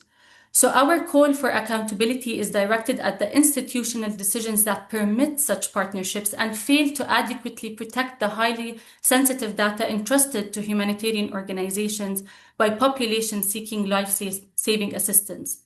And finally, we call for a new governance regime for data, grounded in human rights and data sovereignty. And such a framework must define the legitimate boundaries of data collection and prohibit forms of data processing that undermine or deliberately attack individual or collective autonomy, dignity, and self-determination. And within this framework, we urge the adoption of a much stronger safeguard to prevent the exposure and weaponization of humanitarian data, together with a thorough re-evaluation of partnership and procurement processes to ensure full compliance with international law. Thank you. Thank you very much, CSIPM, for highlighting the importance of protecting humanitarian data and following international law. If there are any responses, I do see a colleague from the WFP in the room, so if you'd like to take the floor, please go ahead. Yeah, thank you, Chair. I'd like to come back on this intervention, which is about the great risks to people in conflict settings and the great challenges to managing data responsibly in such settings. I want to reassure everyone in the room that the World Food Programme takes privacy very seriously. It's one of our priorities. It's our duty of care to the people we serve. So I want to make it very, very clear that WFP applies the UN principles on personal data protection and privacy. We apply those in our own privacy framework, and we also apply common sense measures to make sure that we protect the people we serve and minimize the risk when it's there. Now, specifically on the partnership with Palantir, I want to put it in perspective. The World Food Programme works with more than 100 companies in our technology and data ecosystem. Palantir is one of many partners that's there working with us. I want to emphasize that there is no beneficiary data, no personal identifying information processed through the Palantir software. We have at WFP. And so I hope that helps reassure some of the concerns that were raised right now. What's important to know is that the way we use the software provided by Palantir is to optimize our supply chain.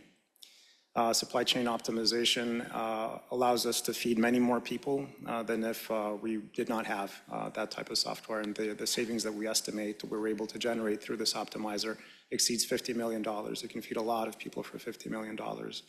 So again, to wrap up, we are very conscious of privacy. It's part of our duty of care to the people we serve. We have our policies take that into account. We have opened a global privacy office, the first one in the UN, or one of the first ones in the UN 7 years ago. And the Palantir partnership, there's no beneficiary information transiting through that software. Thank you very much. Thank you very much for that intervention. So, I mean, it's an interesting case of some of the governance issues. We're seeing it live in the room. Any other governance issues? Can we now move to the role of the CFS? I think that would be really an interesting, in the last few minutes that we have. There's one question. I think we have about 5 minutes. Let's move online to the governance question. Thank you, Fatia. So I just want also to mention that there is a lot of appreciation for all the speakers, for the presentation, and participants would like to have copies. I would like to inform them also that this meeting will be recorded and accessible online, and a lot of appreciation for presentation from the countries. So thank you, Excellencies, from Haiti, from Kenya, from Ethiopia, but also Ms.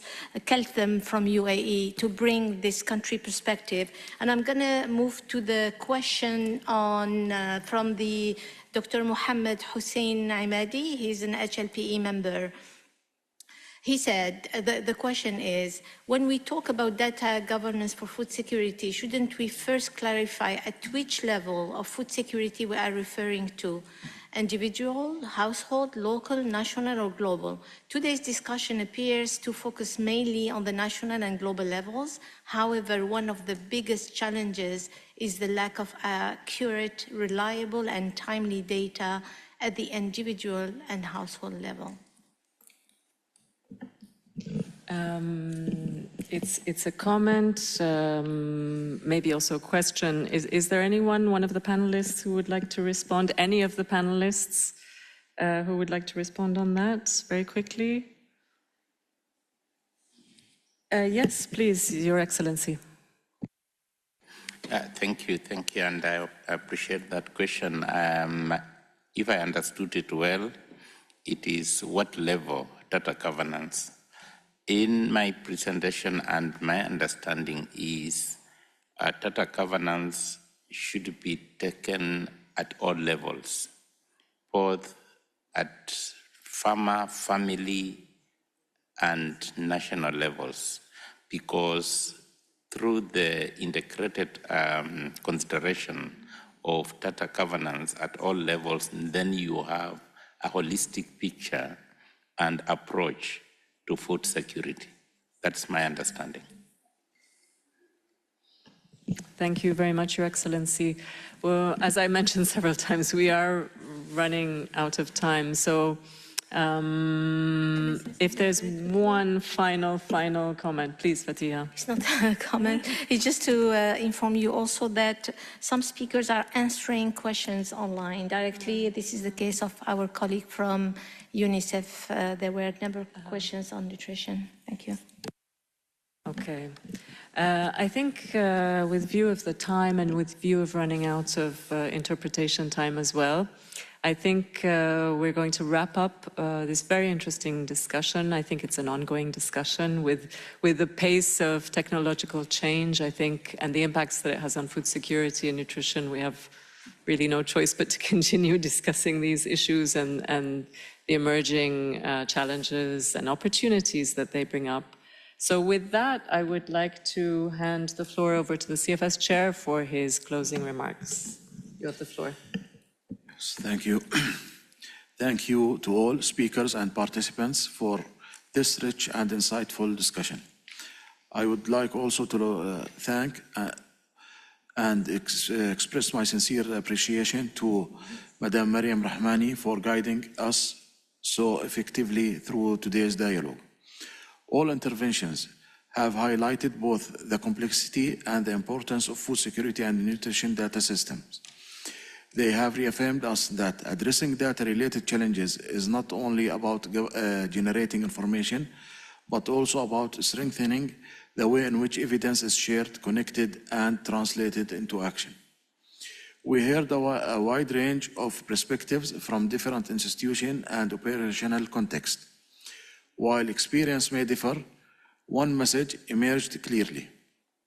Strengthening food security and nutrition outcomes requires stronger collaboration across stakeholders, a greater coherence across initiatives, and continued efforts to connect evidence, experience, and policy process.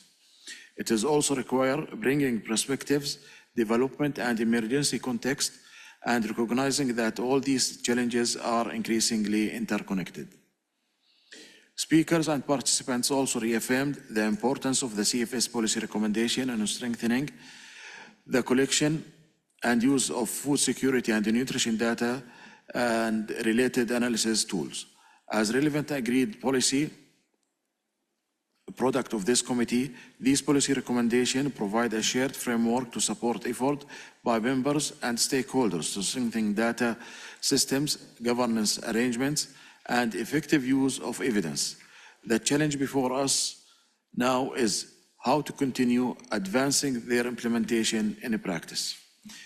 The reflection emerging today will contribute to the Chair's report to the CFS Plenary 54 and will help to inform and discussion under agenda item number 2 in the state of food security and nutrition in the world, and strengthening coordination and collaborative action.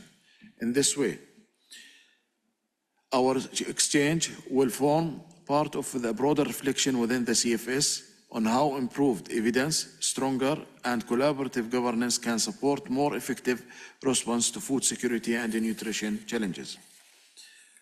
Lastly, and importantly, I would call on governments to establish and strengthen national statistical institutions and divisions, and to invest in capacities needed to generate timely, reliable, and disaggregated data. Robust national data systems are essential for designing evidence-informed programs, monitoring progress, and conducting effective evaluation that support continuous learning and improvement, and implement early warning systems to address the risk we face on multiple dimensions of the global food security and nutrition.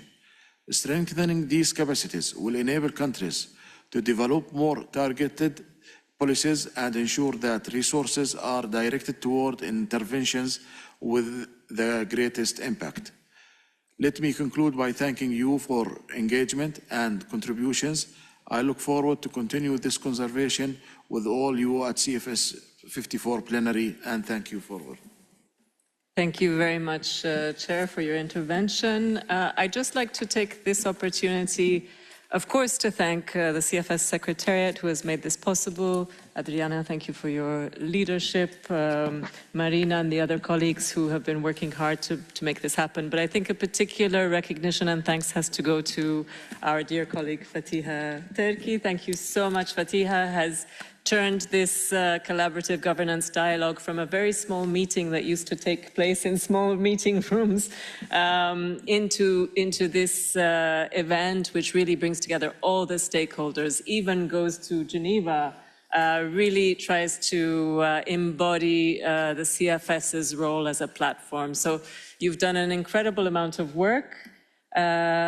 We hope to see you again, but I'm not sure in what capacity, because as you know, there's a rotation in the Secretariat. But Fatiha, you've really done an amazing job. If you want to share a word or something, I don't know. Thank you very much. It was really a pleasure working with you all, and I really appreciate your really participation today, and I hope that I had the opportunity to bring something to contribute into this work stream, and wish you all good luck for the future. Thank you very much, everybody.